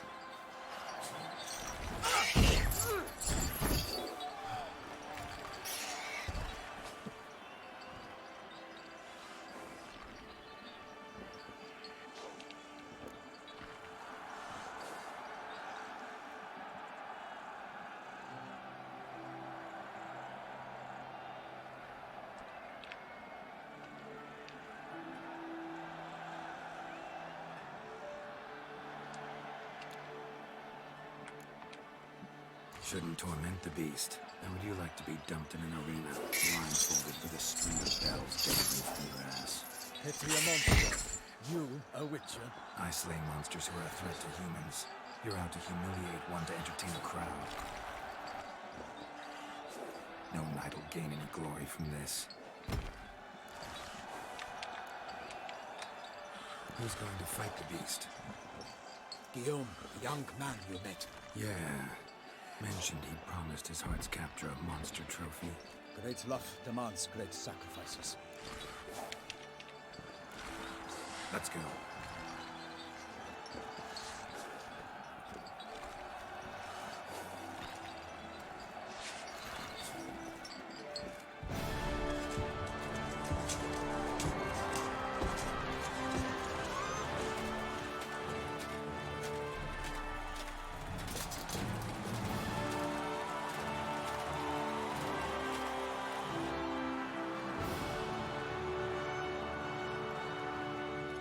I dedicate my imminent victory to fair Lady Vivian.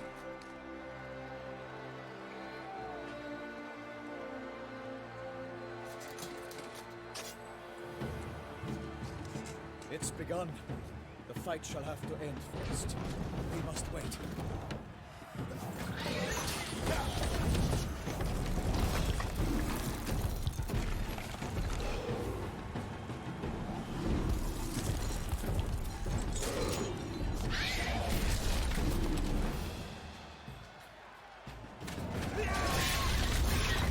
Got a bad feeling about this.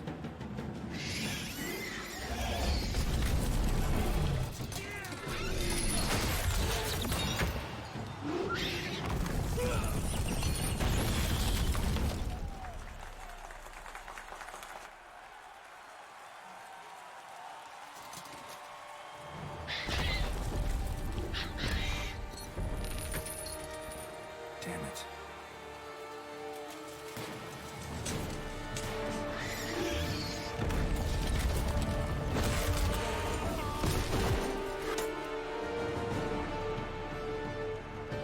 We have to help him.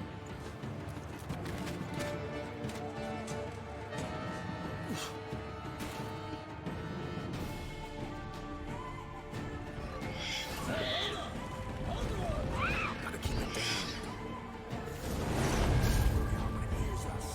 Alas, for Nightling, the beast heaved its foul girth, let loose a roar, its nose to earth, and down came the Witcher in one mighty pound.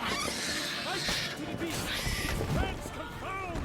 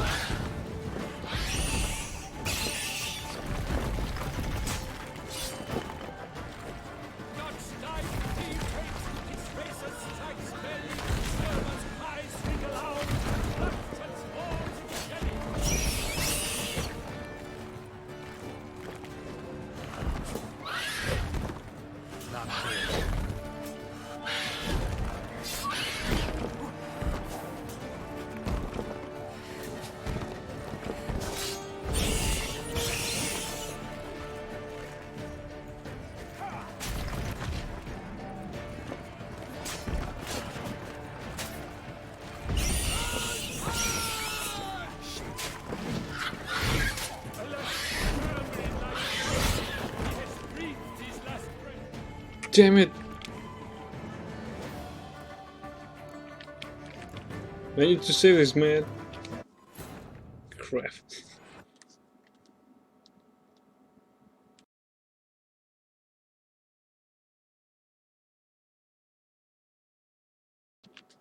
How comes this phrase, damn it, Leroy?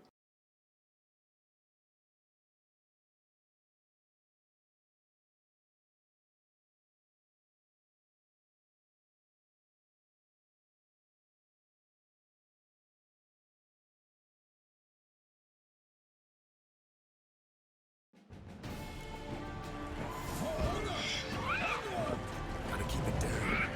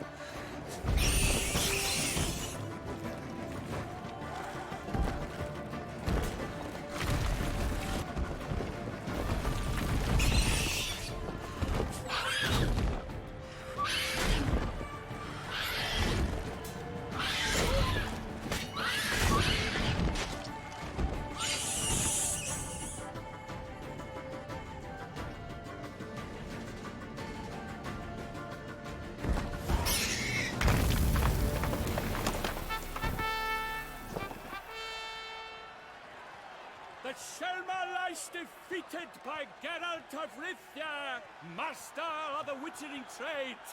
Behold, as the last gasps of life seep from the beast.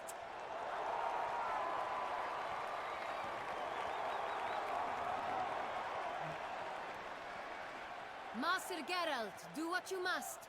Finish the deed!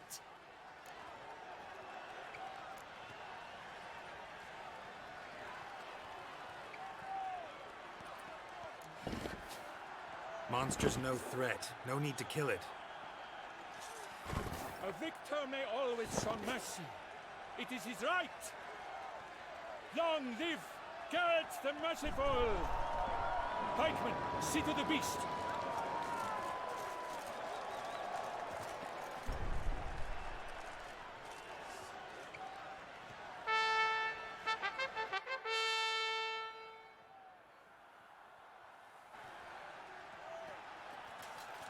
Guillaume.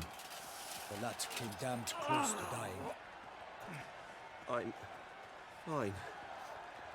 Not hurt at all. Vivian? Smile as befits a hero and keep silent. Speech clearly paints you. She approaches.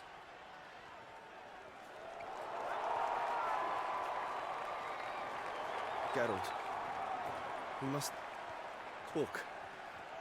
Vivian. You shall talk later, in the medic's tent. Geralt, magnificent, breathtaking. Your Grace. We knew that to summon you was a brilliant idea. We are delighted, ravished to have struck upon it. And I'm truly honored. See to our young hero. Hop, hop. For we must make off with Geralt. We should talk. We had been long awaiting your arrival. Had nearly lost hope. Then suddenly, that entrance, so spectacular.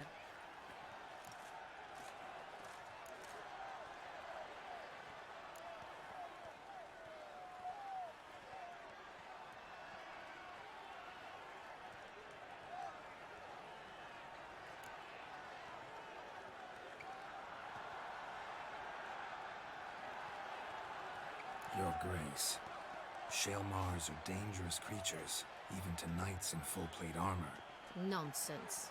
In Toussaint, knights have battled beasts for mere glory since time immemorial. True. Guillaume suffered a few bumps, scars, and bruises, but in return gained eternal glory as he who slew the monster. What about the crowd? Say the Shaelmar had vaulted into the stands. Would have been a massacre. Geralt, though we value your fortuitous intervention in the arena, we would remind you your services have been retained, and as shall soon become clear, you will be generously compensated for completing another task altogether. Your Grace, my contract. I'd like to discuss it. Naturally, but not here. We shall need Damien. He led the investigation pending your arrival. But wherever could he be? Come, we must find him.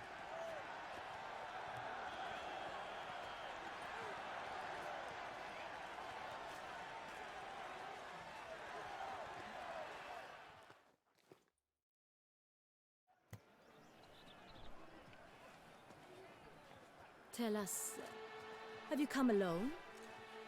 Or did Viscount Julian accompany you? Wish to see Dandelion, Your Grace?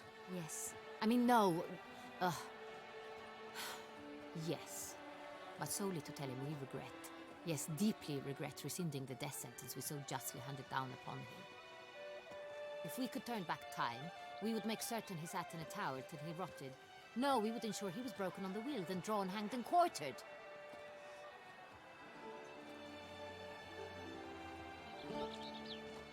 Ah, the very man we would entrust with these tasks. Damien de la Tour, captain of my personal guard. Your Grace, Witcher. Greetings.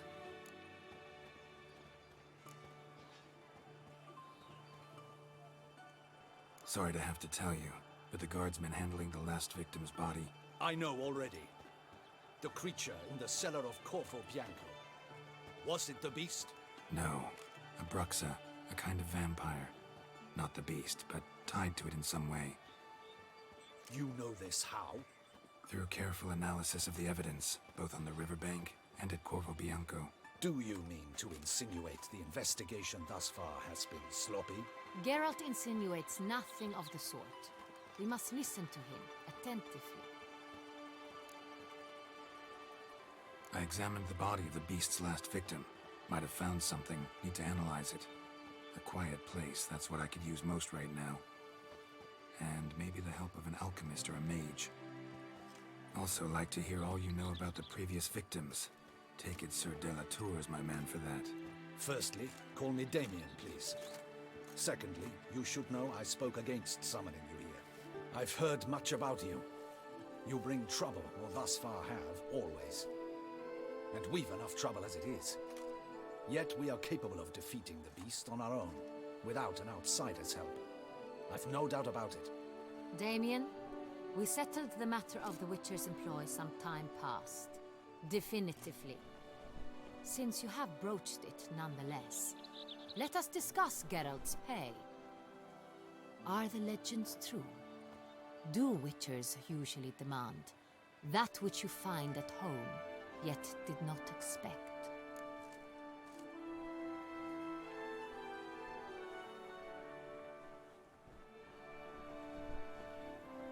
Whoa, I guess that is from the book. Damn, she's really beautiful. Ask her daughter.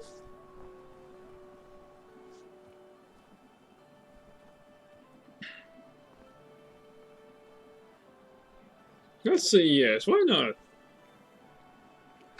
Or not always.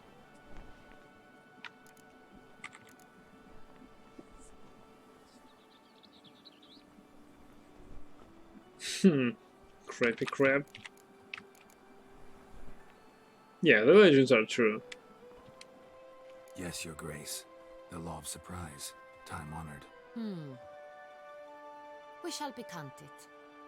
The surprises we encounter on a daily basis would be of no value to one such as you. What awaits at the palace are edicts to sign and portraits of suitors from far-off lands.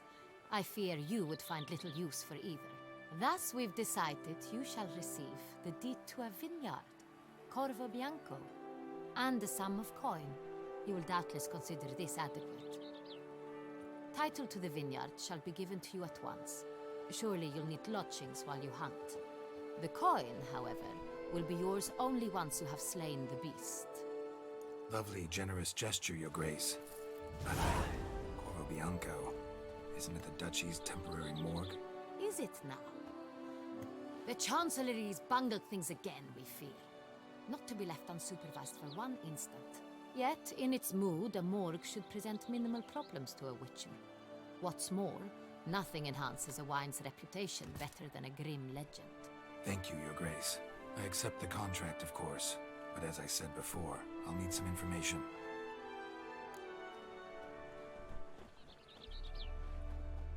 How'd it start?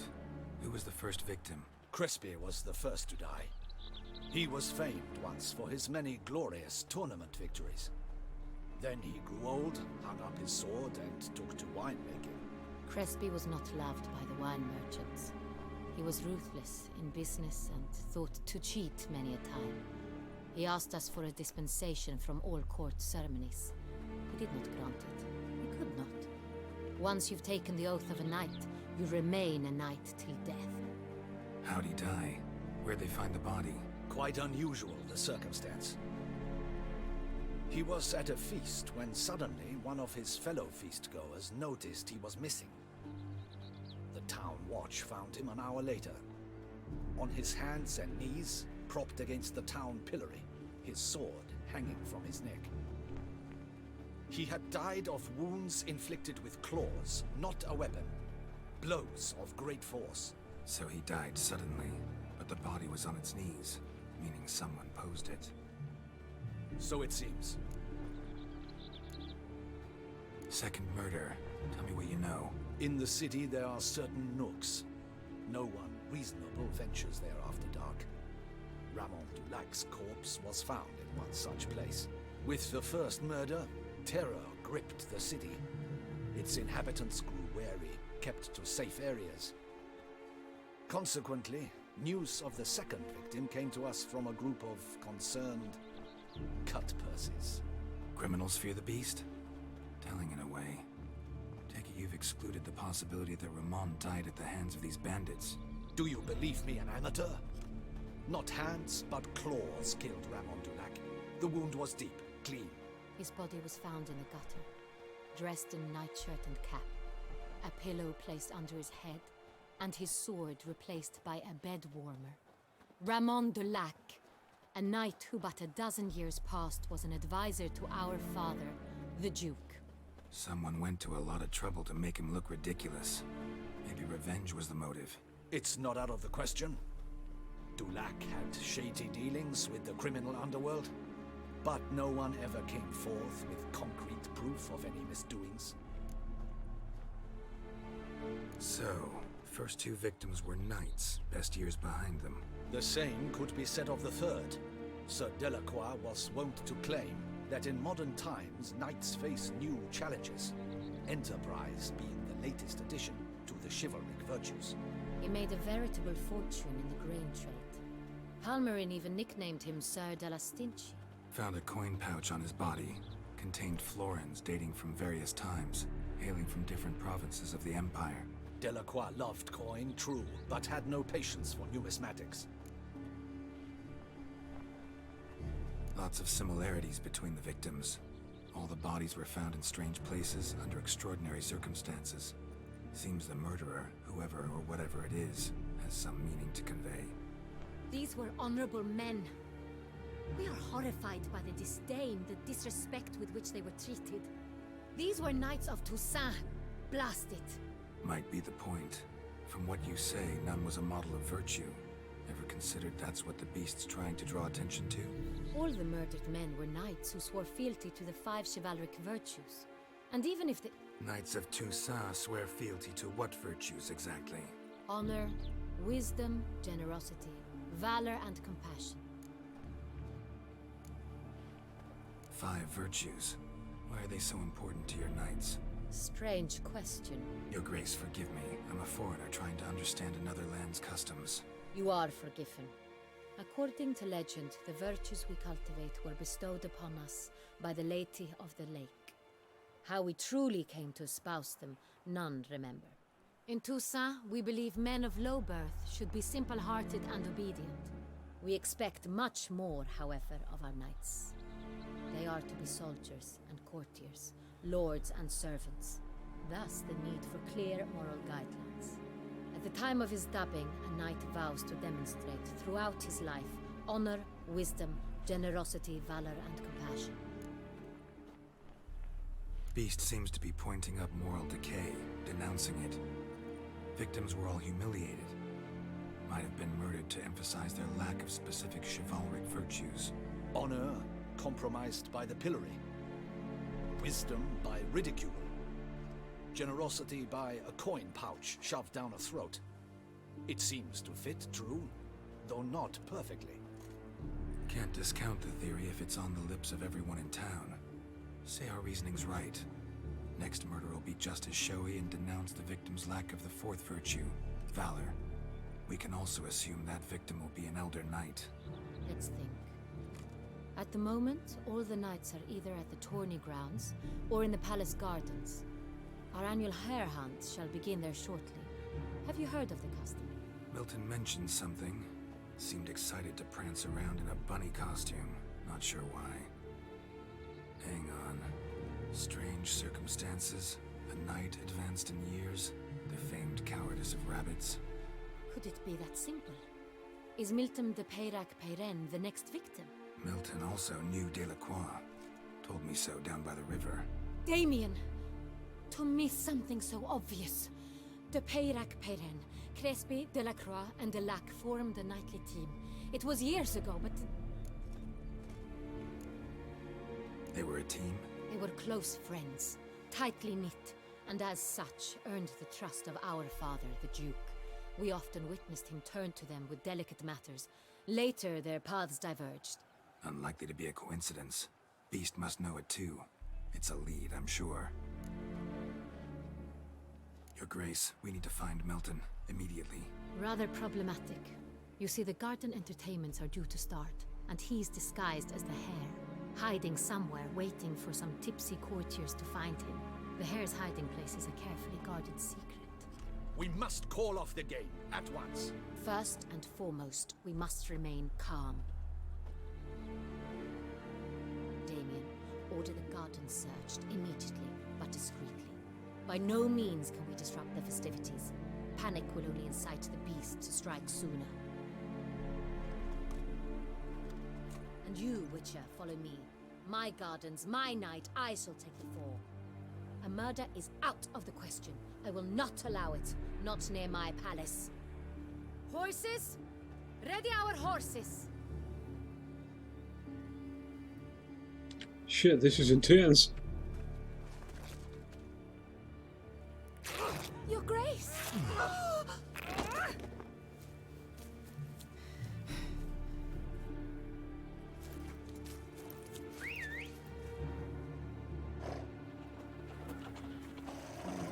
What the hell? Why, I should... Your Highness, I... Mind it doesn't get wrinkled. Onward!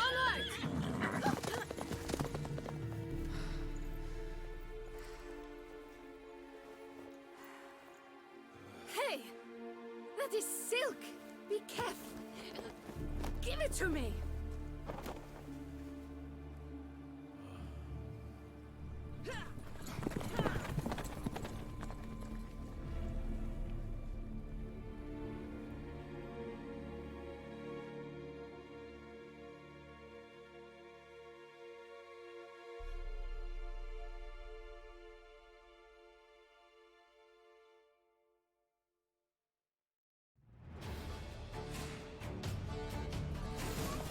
Your Grace seems right at home in the saddle.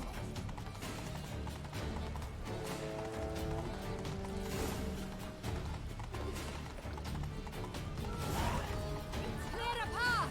Clear the way, I said!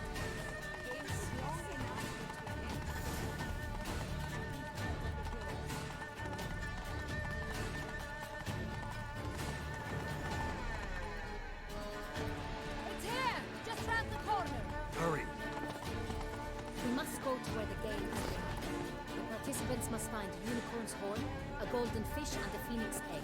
With these in hand, they can deduce where the hare, Milton, hides. Mean we need to find those things too? We've no other option, but time is of the essence, so we shall have to break the rules.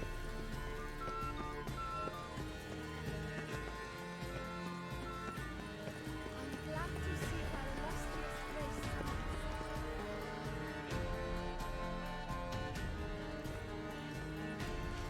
And second thought, through here.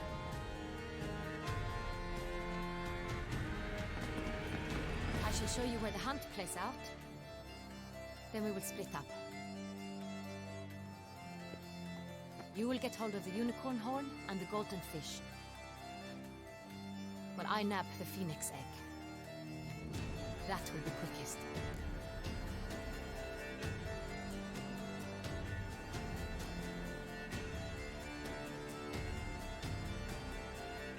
The unicorn.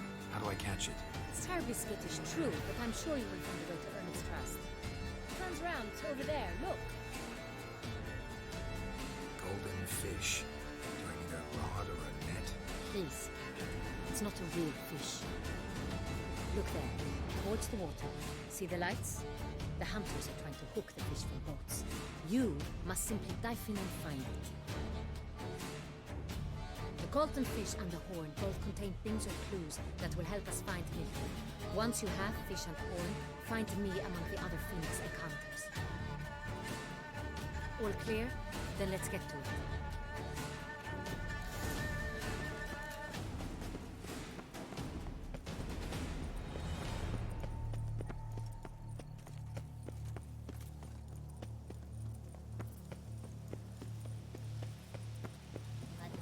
It's greasy. Blood on his jacket. Stay courageous, O coward.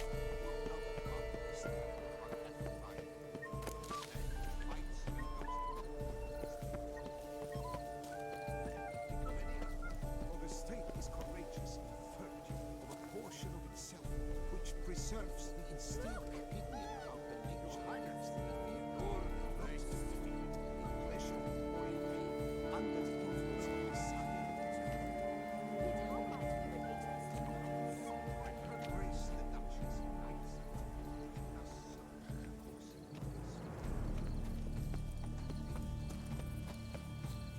do so with a conviction as to what is to be feared and not to be feared, and allow nothing to obscure this conviction. Not pleasure, not pain, not desire, not dread. Banquets and wine are never suited.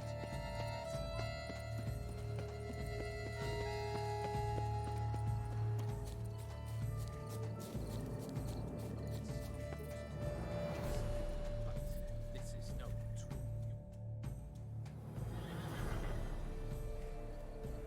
Perhaps an apple will work. Or some sweets. We would not be in this predicament, dear sister, were you still a virgin.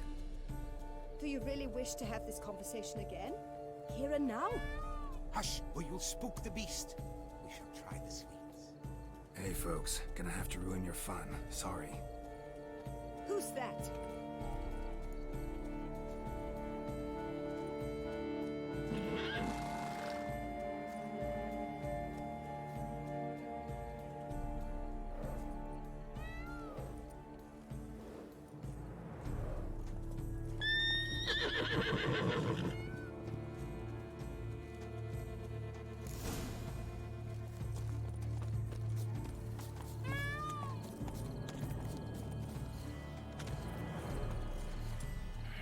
Damn it. Come on, stay calm. Shh. Calm down. Easy now.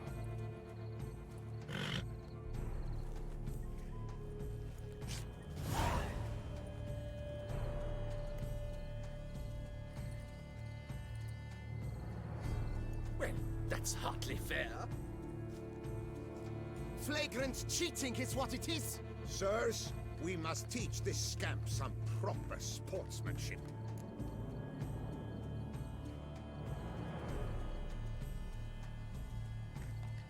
Listen, I didn't break any rules. true. He won fair and square. We were unlucky, that's all.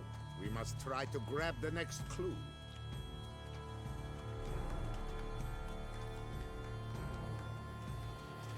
Gardens are huge. You'd be better off on horseback. Unworthy. Entirely inappropriate behavior. A complete collapse. Yes, sir. Wine. Sunlight captured in a bottle. Golden fish should be easy to spot once I'm under. Ow!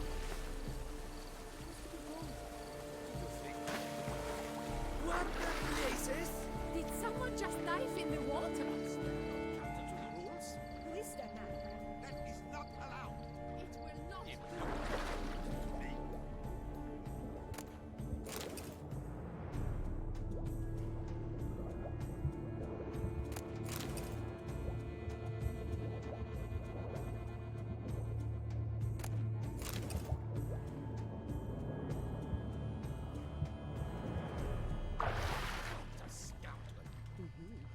But my is he handy.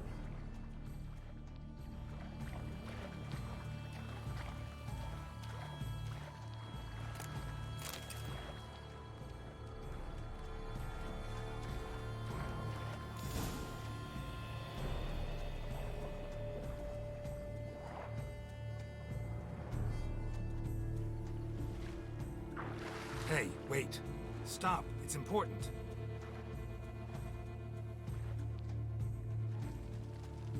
King Cormorant, sire, accept this offering we bring. Prithee cast upon us your merciful eye, and bear before us its secrets. As the moon is heavenly coursed of trace, in my domain I await that moment of grace, when a soul of good or ill repute brings me a gift, fitting tribute.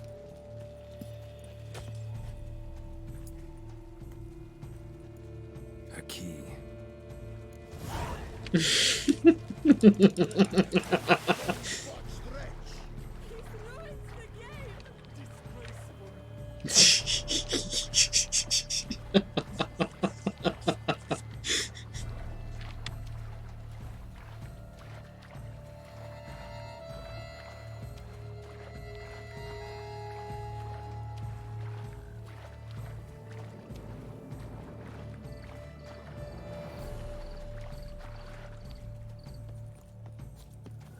A bottle of wine's enough for two. The light is positively useless.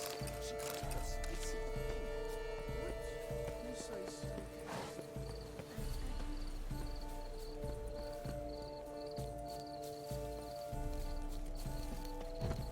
Witcher, you. I am sure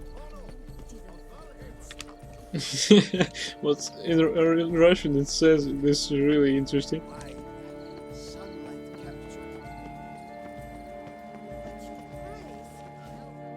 If you please, Your Grace. We do not please.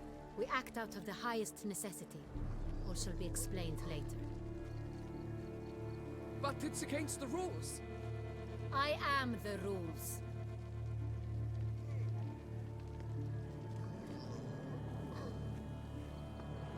Geralt! At last. Got a key and a clue. I've another. Show me yours. Who wrote this drivel? I begin like a crone, hollowed out with ease, then end like a mouse, with a head of hard cheese.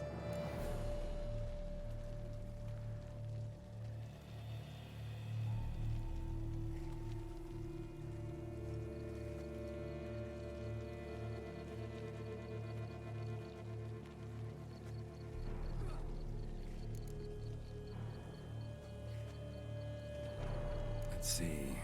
Grown. With ease gives us green, right?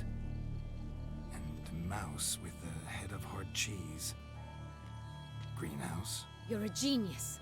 Several greenhouses in the gardens, indeed, but only one looks, the key to which looks just like the one we found. Greenhouse it is then. Let's go.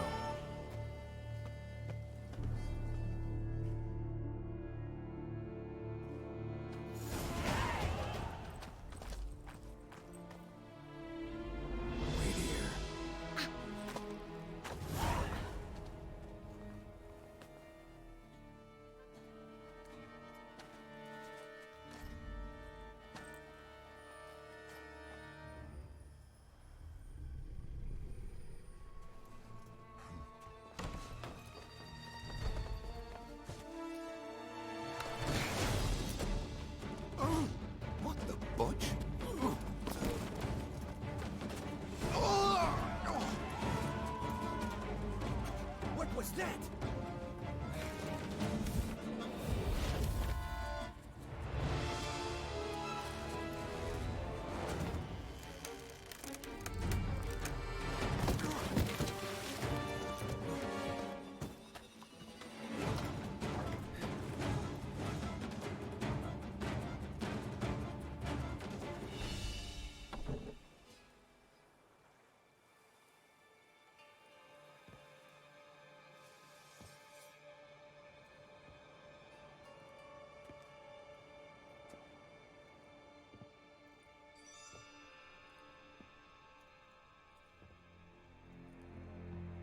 I'm here.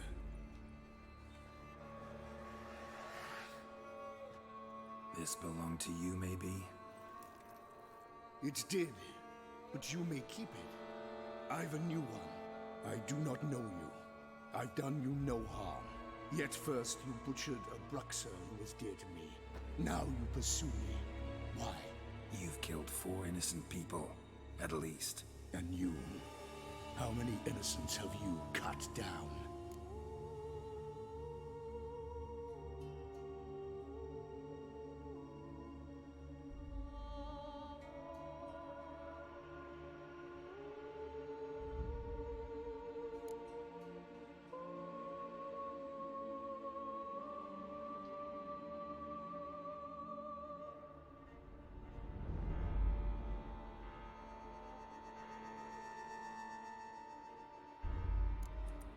Plenty.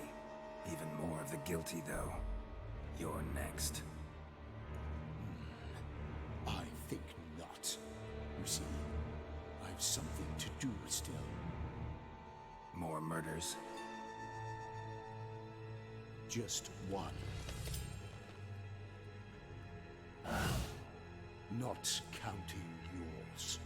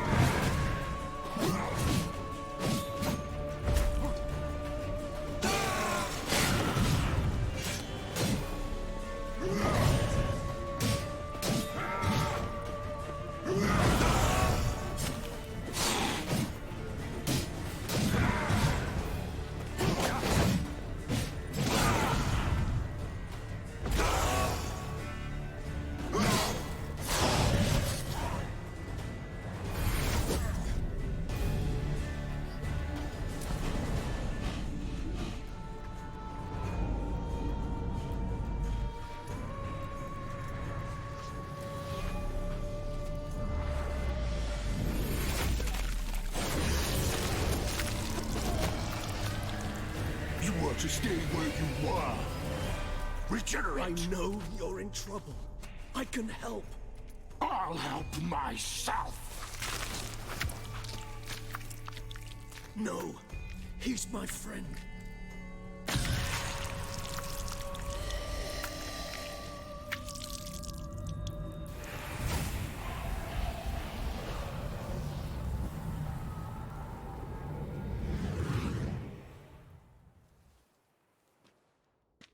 Yes, Geralt, it's me. Regis? You alright? All is well. All's in order. Wounds such as these heal on vampires in moments. But we've not seen one another in ages, my friend. At least in human terms, that is. How's this even possible? Last I saw you... I was a bubbling, shapeless smear, having been rather spectacularly melted into a column of a certain castle. In somewhat better shape now, as you can see. Hardly peak form, mind you, but were I human, folk would think me a demigod, I dare say. I'm sorry. What happened, it was my fault. Never got a chance to apologize. No need, Geralt. Bygones. I did not have to join you on that expedition. No one twisted my arm. Miraculous regeneration. How do you manage it? I had help. From the one you hunt. Him? How? And what have you been doing all these years? Not the time nor place for such stories. I suspect we'll get a chance to speak at ease and at length later. Now, however, we must deal with the reason that brought us both here.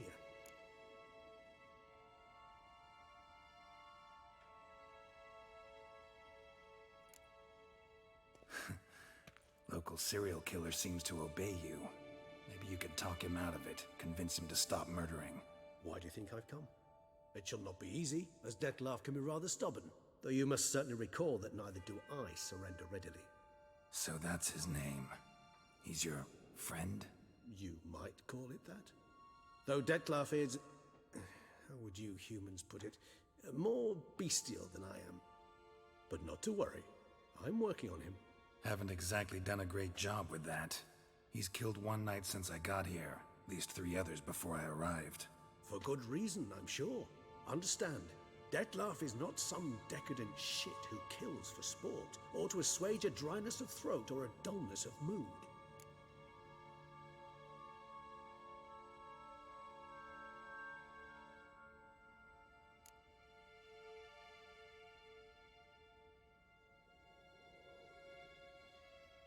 Seem pretty damn sure of that.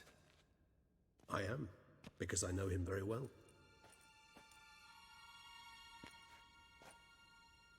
Despite appearances to the contrary, you two are quite alike. You've both noble hearts, yet you both are wont to perform ignoble deeds. When circumstances force you to, of course. Remember the year 964? That was 3 centuries ago. Blind fear gripped Rivia, Lyria, and Spala. Women and children were dying. Their mutilated, dismembered corpses littered the fields. Brute of Lyria. Read about it. Chewed up almost 200, then fell to a common poacher supposedly armed with a dagger blessed by some prophet. It fell to Dettlaff, who then found a poacher asleep in the brush near his snares and dropped the fiend's corpse at his feet. And thus, a legend was born.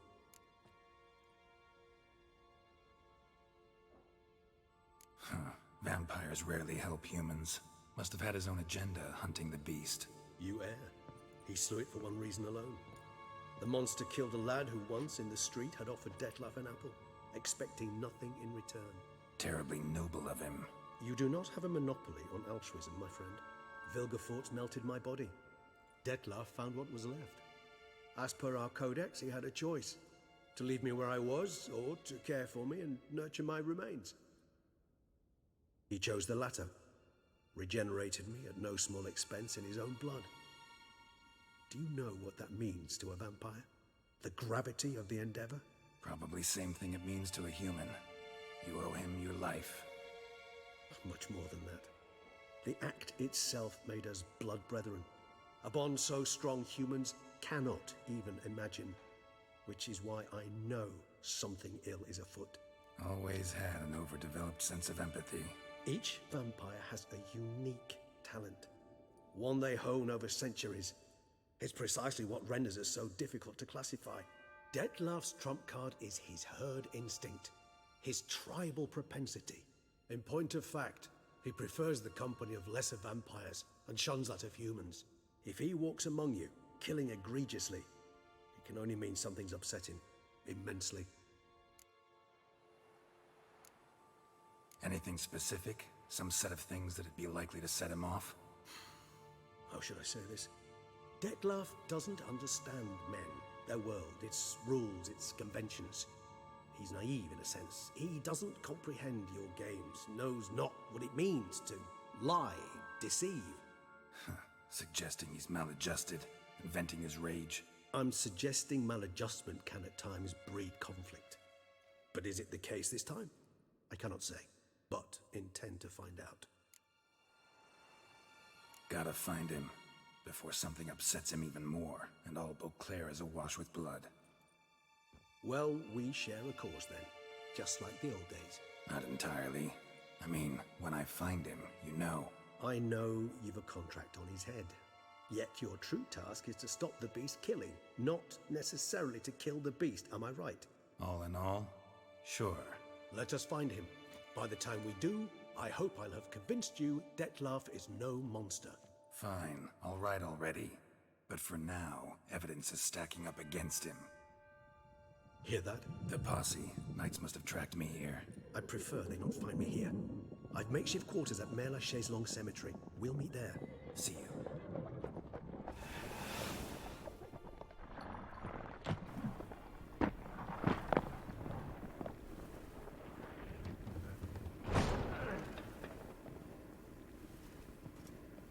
Witcher, we flew here as fast as our courses would carry us. Yet I fear we're late all the same. Pray, where is the beast? Still investigating. About to inspect this site. Withdraw your men before they trample all over the evidence. Sirs, we must let the Witcher do his work. Milton's murder cannot go unavenged.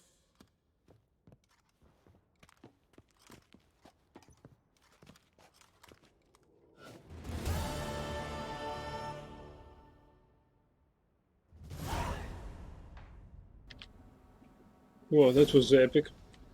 That's Regis, the bro vampire Dandelion spoke of in The Witcher 1. Yeah, I remember him. He also showed us his card in Gwen. So, since we're to investigate, we can also loot the place. Purchasing brief. Toy inventory, tin soldiers 826, stuffed animals 125, baby dolls 140, grown-up dolls 85, building bricks 75 packs, jigsaws 150 sets, nice outfit 48, full princess costumes 92, witch capes 18.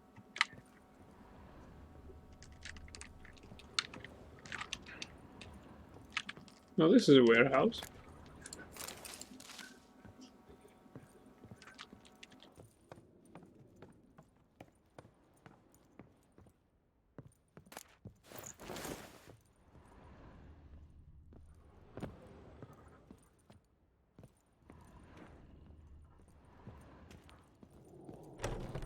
We must allow the Witcher to ply his trade. Sir, greetings, sourpuss. Good hunting to you, Witcher. That toilet is the clue, by the way. I better remember it.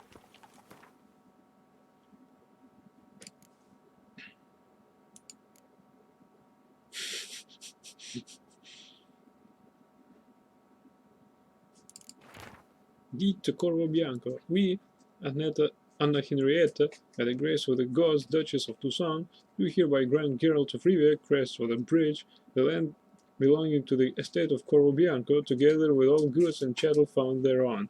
Furthermore, Geralt of Rivia now becomes the owner of the estate, and swears to see to its care and upkeep. He is to make it fertile and beautiful, and shall enrich himself from the harvest that the land provides, for his own glory and the glory of Toussaint. Let it be known to all and sundry that in our fair domain deeds of beauty shall never go unrewarded, and the land shall never fly fallow, for both deeds and land exist to bear good fruit. Her illustrious grace, Anna Henrietta.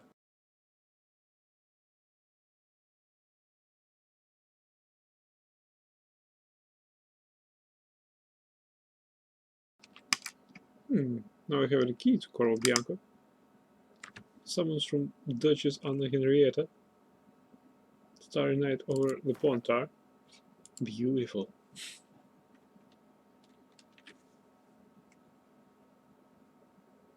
Unusual severed hand.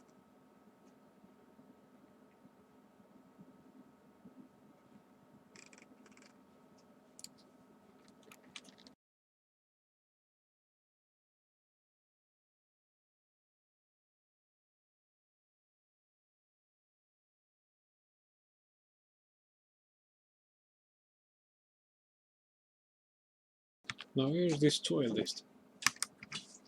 Is it in the bottom of this? Yeah, it is here. No, not here. Crayfish chowder. Where the hell is that place?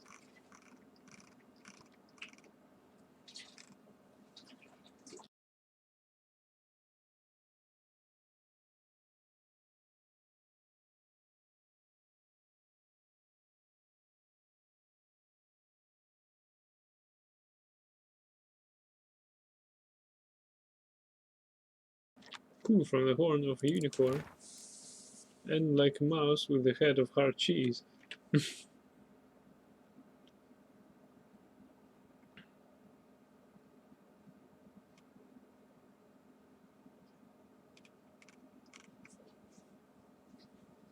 Where the hell is that? Come on.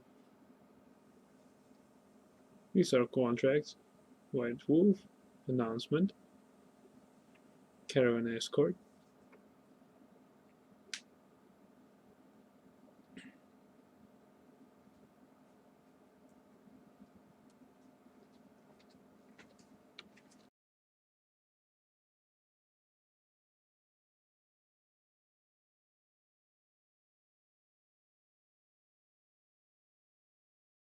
Now we wait until sunrise to attend to our estate. Fine then. What time is it anyway? 2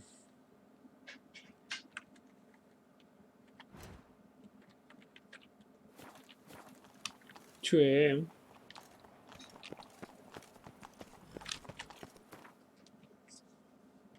It's not long from now. Ducal Camerlengo, ducal official who doles out rewards for contracts. Huh. Fine then. Oh, now this here is our stash. Geralt's house. Real estate granted to the Witcher by the Duchess. You can catch some rest and relaxation here between contracts. Yay! Yay! Motherfuck. Rolling on an empty stomach. Oh, dreadful. I'm watching your flinty hide.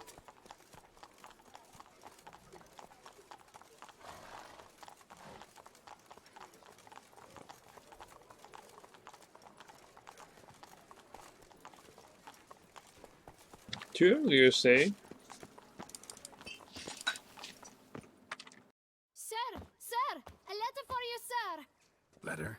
Who from? Can't rightly say, sir. I was just to deliver it.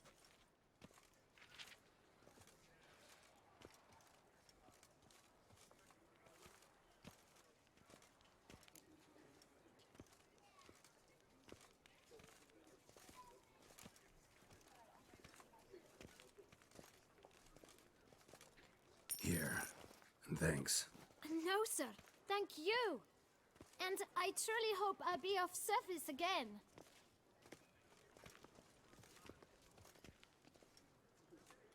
My dear Geralt. I hope all is well.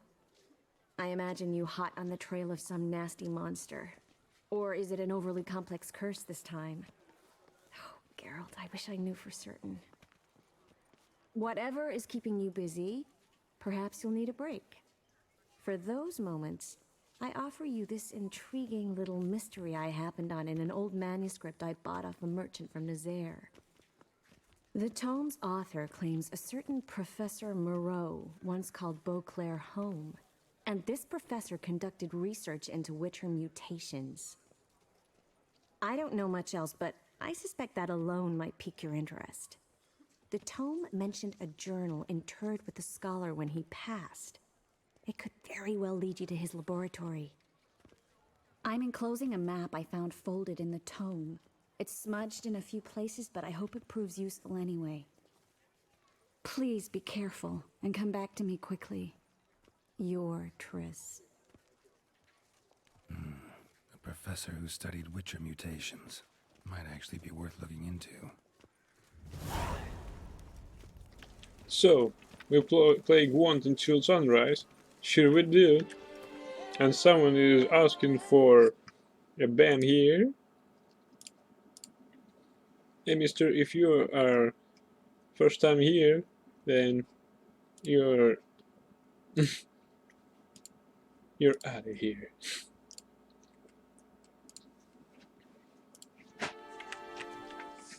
Damn it. Alright.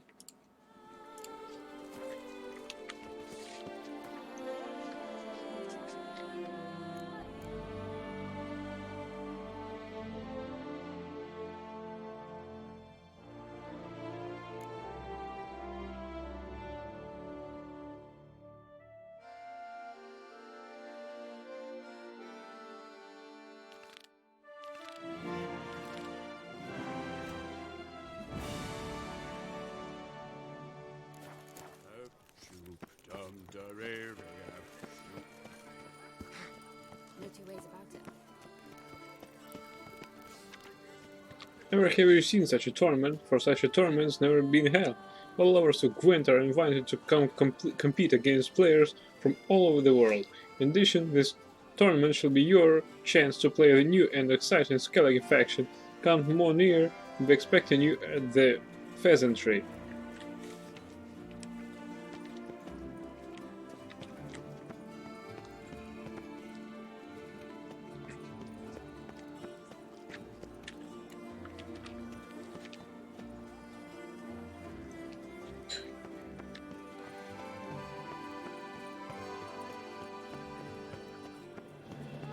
That looks like Italy.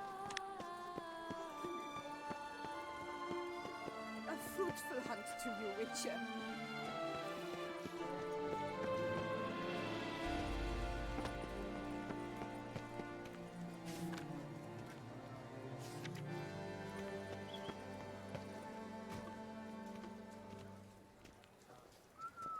Oh, their mates are good with ease, yet every last one is free of disease. Oh! Once a silver. Whosoever kisses his bum will be showered. Their mates are good with ease, yet every last one. This new guard. Alright.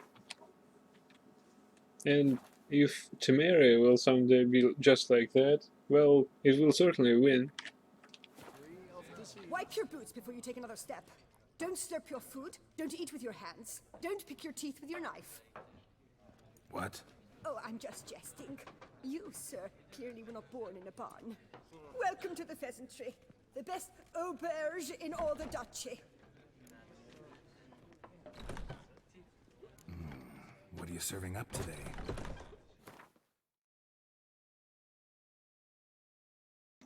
Nice wares.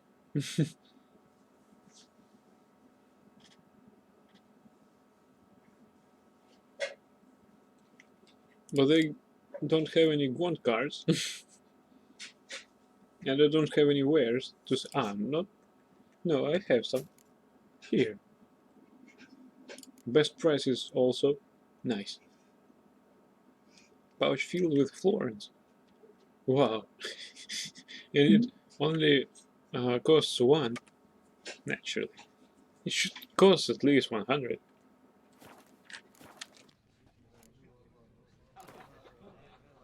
I know you're busy, but round of Gwent?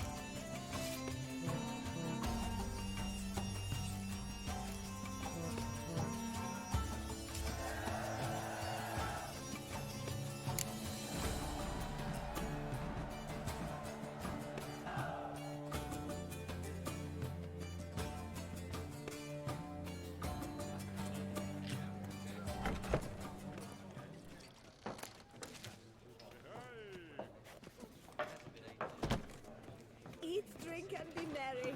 Thus spake the prophet Melioda. Those scars. That gaze. What's that? Ruffian for the four fingers. Do you know how he got his name? He was a cooper, see? Went to cut a barrel staff and cut off his finger instead. No. Hire a witcher. That can't possibly It's a good be thing true. you've come.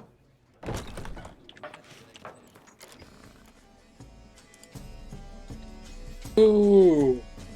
Now that music plays here in Tucson while we study our deck.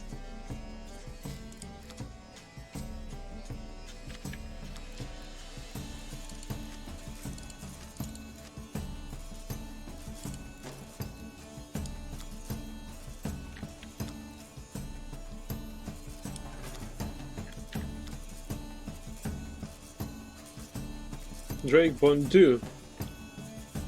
Hear ye now the tale of the heroic deeds of Clan and Crate.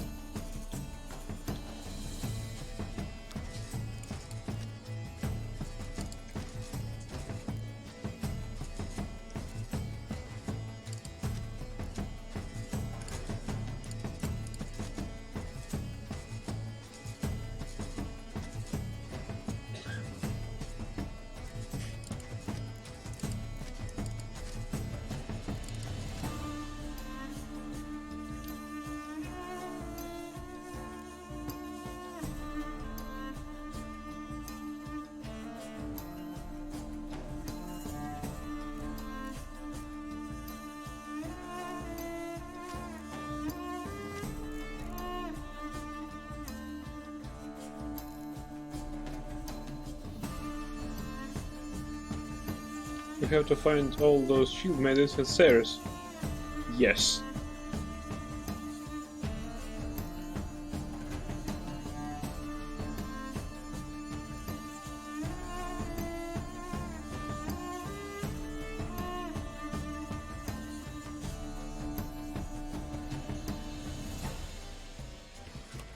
Eat, drink, and be merry. Thus spake the prophet Melioda. The tournament.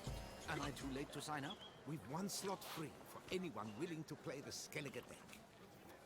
Oh, we need to play Skellige deck. Obtain a basic Skellige deck. Alright, it's points here. Let's see what he has to offer. I assure you, Skellige is just as strong as the other factions. It shall soon be considered canon. Of this I'm certain. I don't know. Always been a Nilfgaard man myself.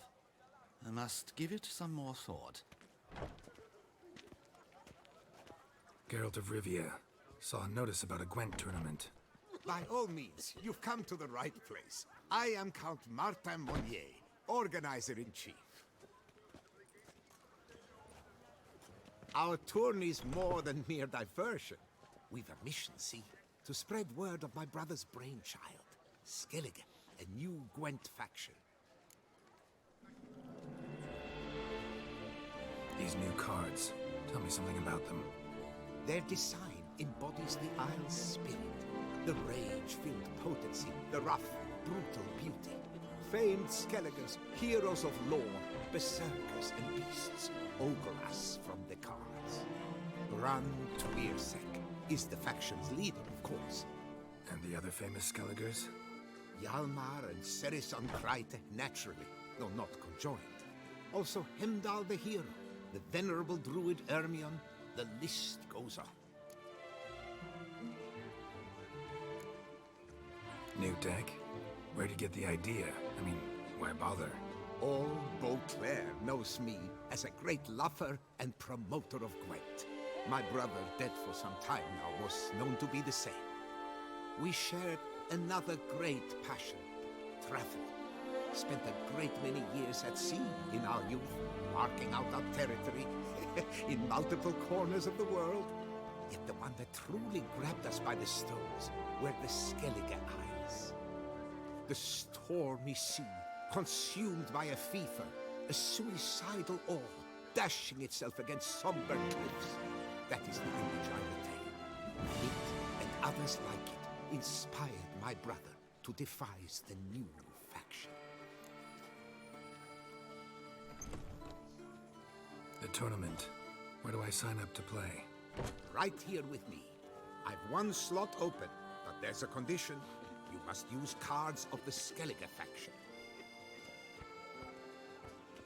You see, I've already asked a great many seasoned players to do the same. Alas, all fear novelties, disdain process, care too much for the climax for winning. So they insist on playing with their tried and true decks. Long story short, you need a sucker who'll risk it. Take a stab at proving Skellige's no worse than the established decks. Best way to do that'd be to win this tournament using your brother's cards. We understand one another perfectly, I see. Behold this trophy, standing stiff and strong. It could be yours if you win. Not bad. Could look great in my house. On the sideboard, maybe. Thanks for the offer, but not really in the mood to play. A shame. The mood has little to do with the real man's performance. The tourney's yet to begin, so should you change your mind, you know where to find me. And in a bid to coax you into reconsidering, I shall give you the cards for a core Skellige deck. The rest I keep for myself, for I too intend to play as Skellige. Thanks. So long.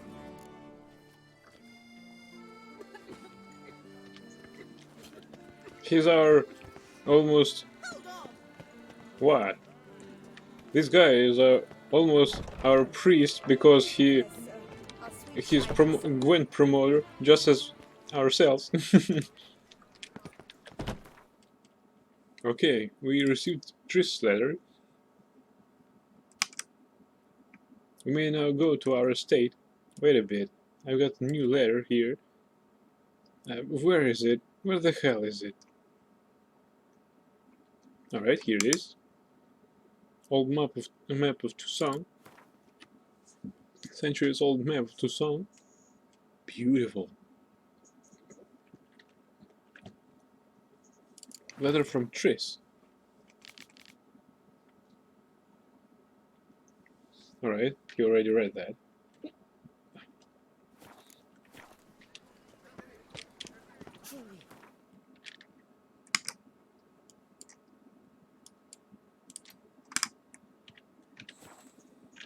Send a witcher against the beast.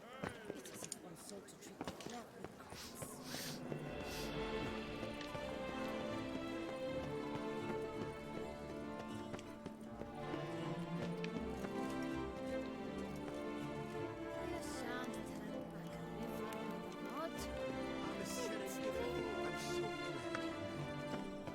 Maybe some other time.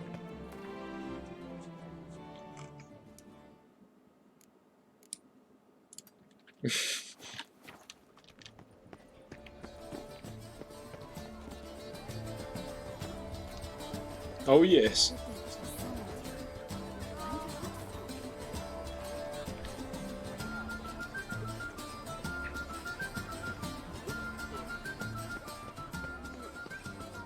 What a glorious music here.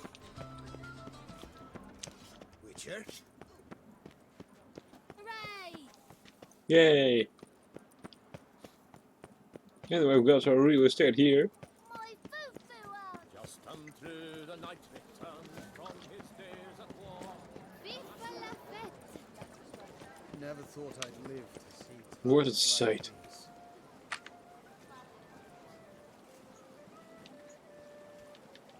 Gee, this is a nice palace. Sorry, sorry. I'm a foreigner, so...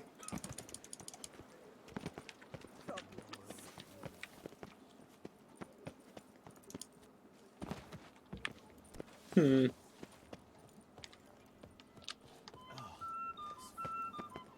not in her stall, not in her house. His lordship flouted writ and rot in chains. Fox. I told him she had just fault. That he must treat her delicately. You're a simple peasant. What possibly do?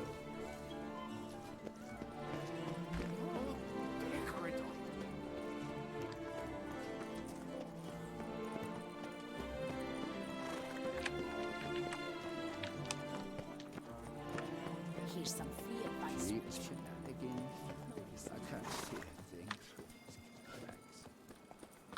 can I do?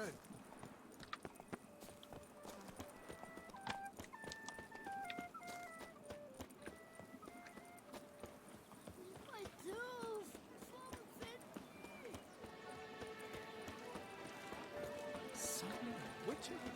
Was that truly necessary? And how not? Kiss a doe's ass. Suddenly, Witcher? Was that truly necessary? And how not?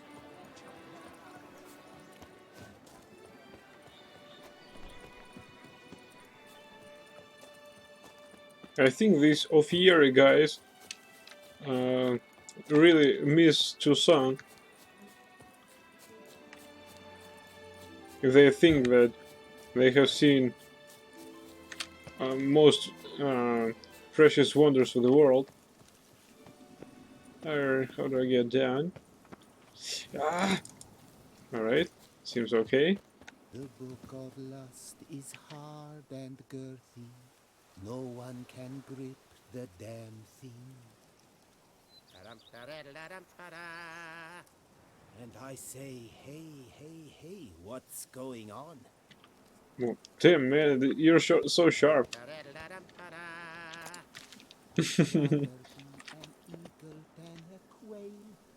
Yes, I should. If I only could, I truly would. Damn, this man. Yes, I should. If I only could, I truly would. I know this song.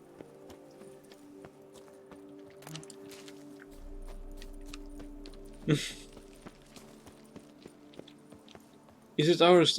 My. Welcome home, sir. I am Barnabas Basil Fawlty. By order of the Duchess, I shall serve you as Major Domo of Corvo Bianco. I previously served with distinction at the Nibli family manor and in Nazaire with Admiral Rompali, who, as you are certain to know, is an extraordinary demanding gentleman. Whoa, Barnabas Basil. One thing you ought to know. I'm not your typical landed gentleman. Truth be told, this is the first real property I've ever owned. Oh, in that case, you must leave it all to me. I shall organize, see to everything, and whip the house into order. I dare say this place will soon be the most prosperous vineyard around. Great. Can already see I'm in good hands. Vineyard comes across as a place with a rich history. Know who owned it before me? Baron Rossel, who went bankrupt, forcing him to sell the estate to the Duchess. The Baron, in turn, had purchased it from Monsieur Bolius of the Headsman, a truly colorful man of Ketweni origin. He was actually a headsman? No, not him, but his great-great-great-great-grandfather. Indeed. Apparently, he was a common cut-purse who somehow secured for himself the post of ducal headsman in Beauclair. Went about his work with an exceptional penchant. They say he chopped off more heads than there are grapevines in the ducal vineyards. He never hesitated, not once. Never sliced unevenly, never botched a job. For his exemplary service, the Duke granted him a title and this estate. Monsieur Bolius, on the other hand, was an engineer in his younger years. Once retired, he settled here and took to producing wine. Sadly, misfortune struck and he lost his sense first of smell, then of taste. Additionally, he could not drink alcohol. His medic forbade it. Shame that. He gave up making wine? Not at all. He made even more of it. Began throwing wild balls to which he'd invite friends from far and wide in order to treat them to his wine and delight in the fact that at least someone could enjoy it. It's the sort of man he was, Monsieur Bolius. Mind giving me a little tour de Corvo Bianco? Not in the least. Follow me, please. I think it would be practical to begin on the hill.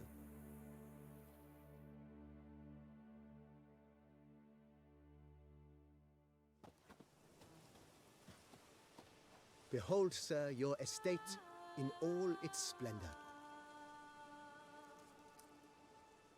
Pretty vast. Indeed.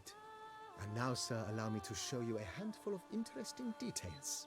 Follow me, please.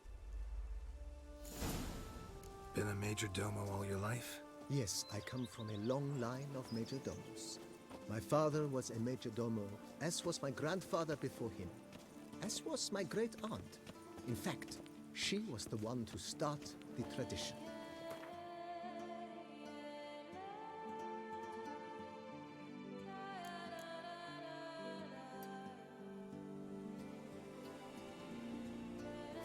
Great aunt? A hard woman.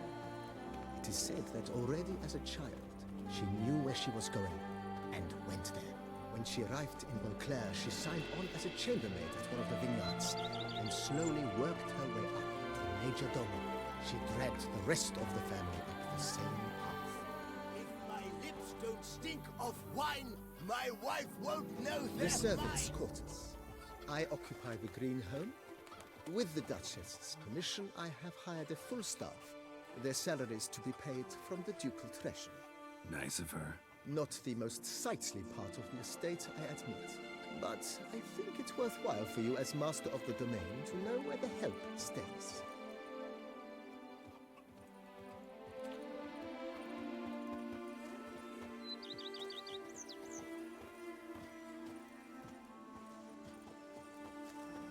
Baron Rossel ordered the vines in this part of the estate uprooted and olive groves planted in their place. They look beautiful, especially come spring. Don't look at all bad now, either. We would stomp till we were red and sweaty. The more you teach them, the better they are. Down below lies your vineyard, where we grow a strain of Carfanere, one of the world's oldest. Aged in oak barrels, it provides for an exquisite wine with distinct blackberry, wild cherry, plum, and cinnamon notes. Marvelous. Have to try it one of these days. Murdered his whole family, then crucified him on the gates of his vineyard. Nice well. Picturesque. Yes, though it ran dry long ago. During the raucous feasts Master Bolius held, he would order it filled with wine. There's a tale about a guest attending a Bolius ball for the first time and thus unaware of the custom. He had suffered great heartbreak and had decided to end his life by jumping into the well. The festivities were coming to a close, and the well was nearly empty when the suicidal guest finally jumped. Instead of killing himself, he merely broke his legs. To numb the pain, he drank the water.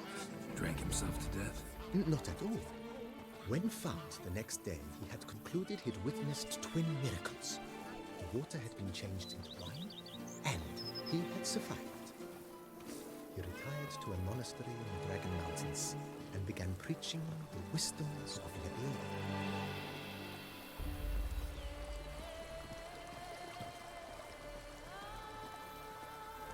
Every day the same wine, wine, look like smuggling wine. It's enough to drive you batty. Monsieur Bolius' wife Nina kept a garden here. A supremely lovely place it was. Bit neglected now. I agree. Yet nothing stands in the way of restoring it to its former glory, and once again planting it with herbs and other vegetation.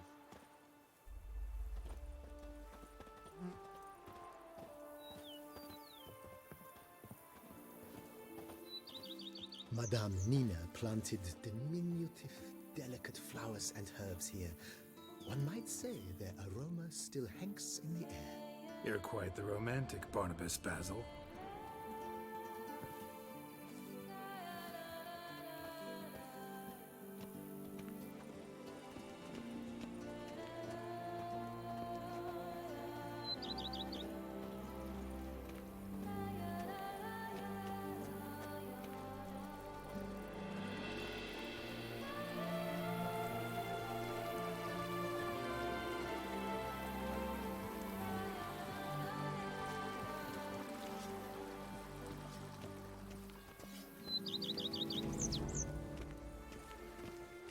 Now I shall sing you a song. This served as an additional wine cellar in years of plentiful harvests. Bit of work, and it'll make a fine stable for Roach.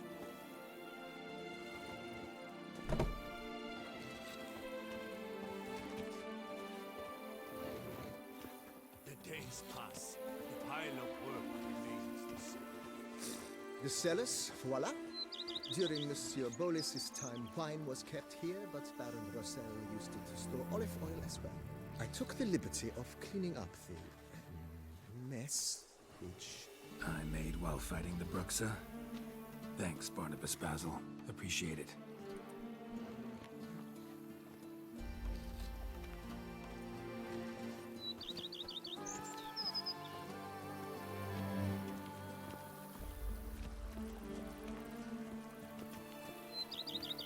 as you can see, the facade is slightly stained, but one cannot deny it. A certain subtle southern charm. True, though it could use a bit of subtle paint.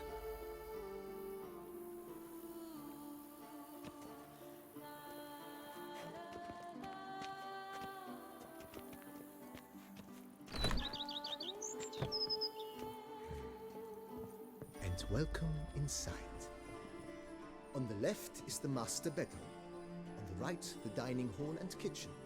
Upstairs, you shall find the guest room, currently used for storage. Not a bad idea. At the moment, the house is only minimally furnished. Yet I believe we will, together, devise some innovative arrangements. A few paintings, for instance, would breathe new life into the abode immediately. With that so, you've seen the full lay of the land. Corvo Bianco is a beautiful estate. One must admit, time has taken its toll.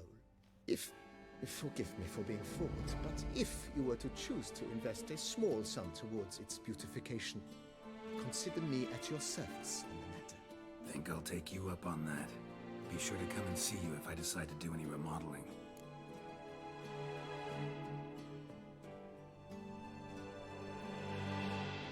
Mentioned the place could stand to be spruced up. Oh, most decidedly, sir. The question is where you would like to begin this rejuvenation.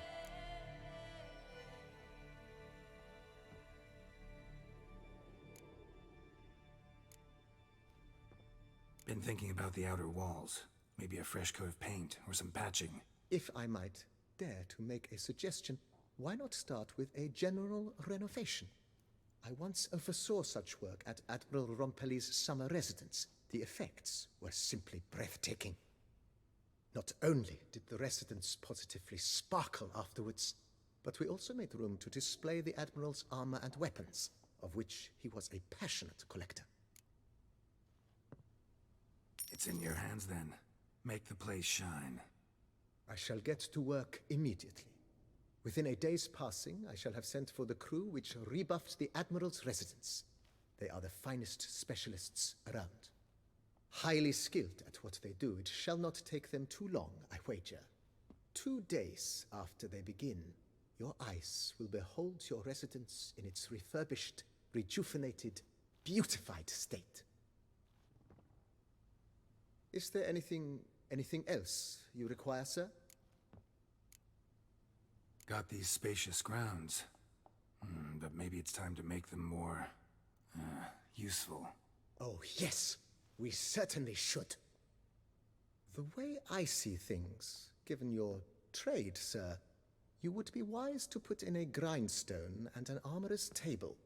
A good way to start things off, don't you think?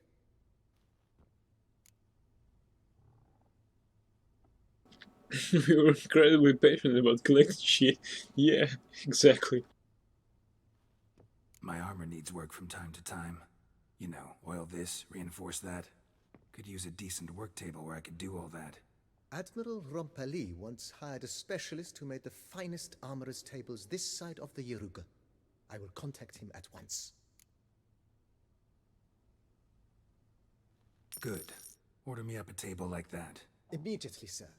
I expect it will take at most 1 day to arrive. Will you be needing anything else, sir? In my trade, my blades get dull pretty quick. Could use a grindstone, professional grade. Of course. No one would consider that an unnecessary extravagance, I would wager. Then send out for one, please. A high-quality stone to be set up in the yard. Of course. I shall send a runner to town at once. I believe you shall be grinding to your heart's content by tomorrow. Will you be needing anything else, sir? Know what? Changed my mind. Not in the mood to talk about redecoration today. But I wanted to ask you something else. I shall be glad to answer your every question, sir. Thanks. Gotta get back to my business now. See you soon.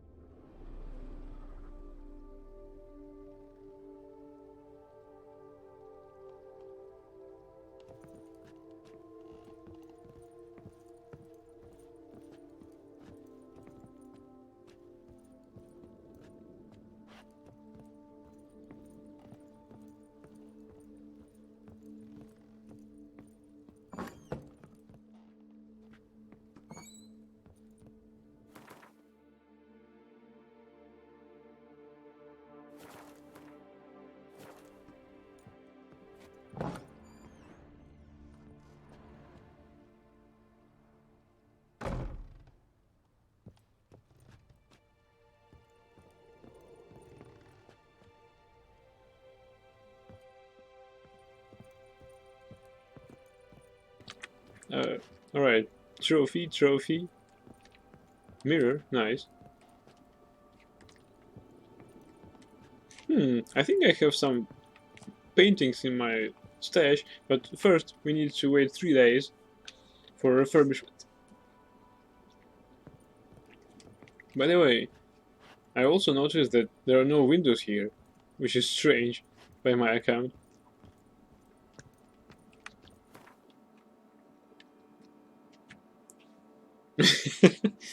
It takes a shitload of time to load.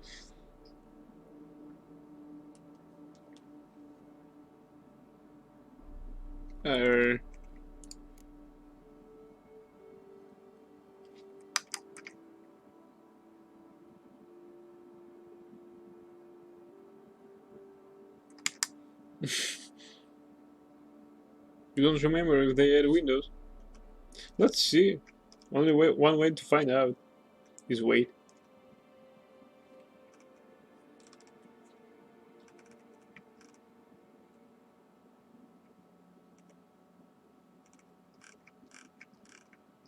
I guess I'll need to acquire certain pictures.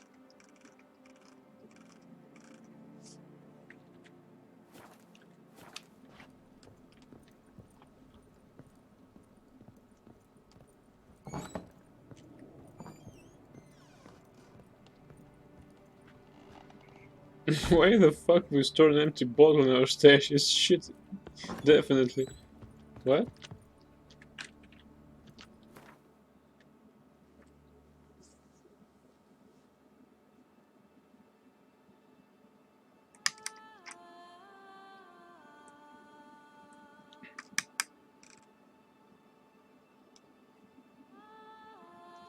What bottles are you talking about? These are vials. These are for potions, I guess. Though I never use them.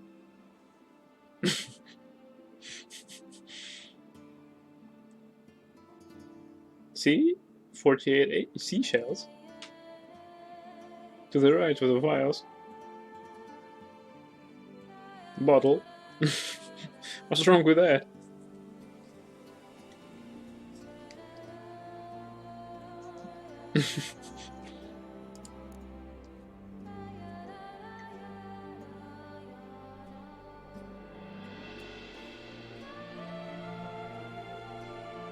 It's an empty bottle. So what? Perhaps someday we'll fill it with wine.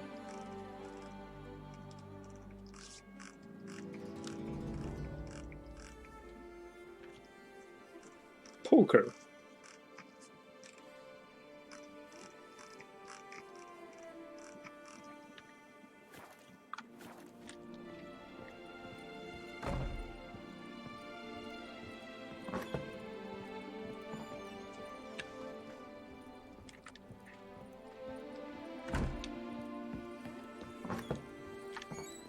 Whoa.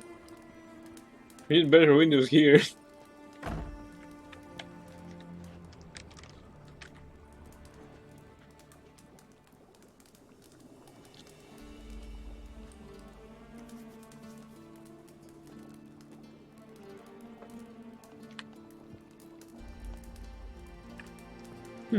What is this effect exactly?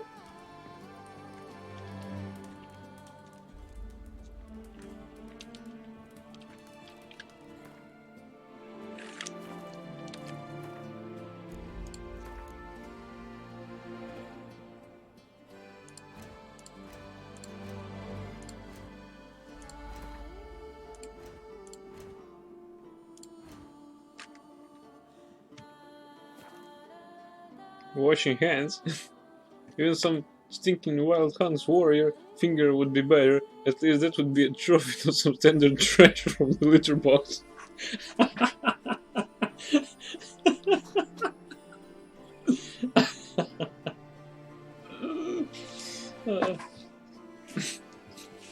It's not just standard trash. It's not standard trash.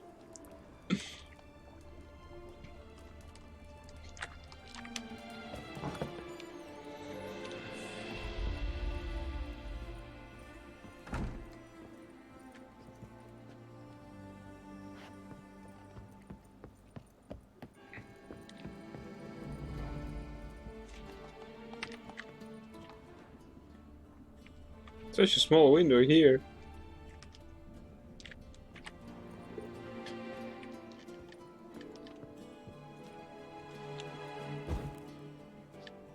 Beautiful. The roof needs renovation, definitely. And these walls, look at them.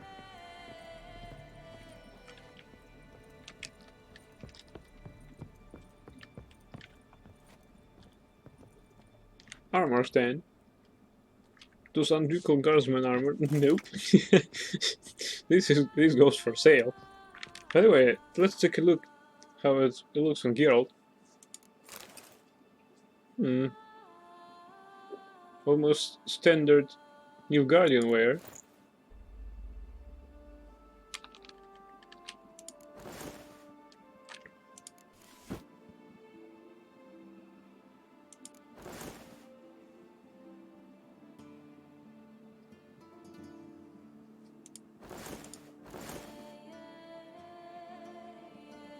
That's some cozy loft.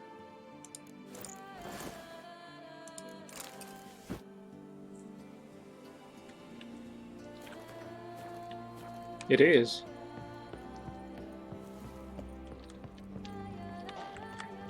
But it really needs renovation. I mean, its roof can't withhold any rain. And these walls, well... these holes in the walls... this is bad. So, we'll wait until it... until they will renovate it. There's a book here. The history of Corvo Bianco. Corvo Bianco's origins have been lost to the mists of time. We have only a bare legend about the vineyard being founded by the owner of the Pomerol estate's son, who had been disinherited and exiled with only a Carvenere sapling to his name.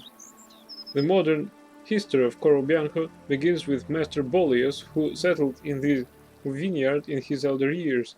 As a young man, Bollius had headed a division of sappers which fought in the far north. For his service, he was made a noble and awarded a great deal of coin. He took to rebuilding Corvo Bianco with great zeal. He dedicated the most energy to planting a beautiful garden for his wife, thus starting the craze for the use of herbs which swept the sun at the time. After his wife, Bollius' second love was the olive tree, which is why he planted a great many of them all over Corvo Bianco. When Bollius' wife died, life lost its savor for him and he began to think constantly about death. He sold his estate to Count Crespi, and the very day he signed the last piece of paperwork, he died.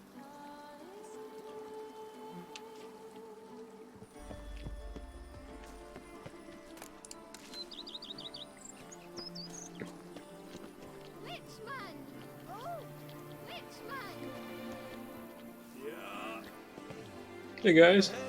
Hey, you keep it evermore. Who would have thought? Knights trading in wine. What do you want for all that work? How can we renovate these?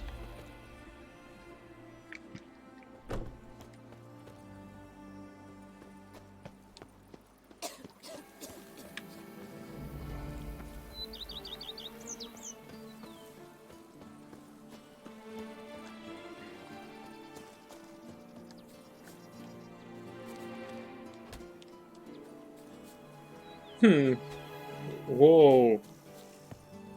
Peacocks? If they would just take to work as they take to dance and drink. I don't get paid to chit-chat. Greetings. Alright, thank you for watching. I hope that you enjoyed the new location Tucson. I hope it will be in your dreams. Also, I wish you good night and until next time. Bye!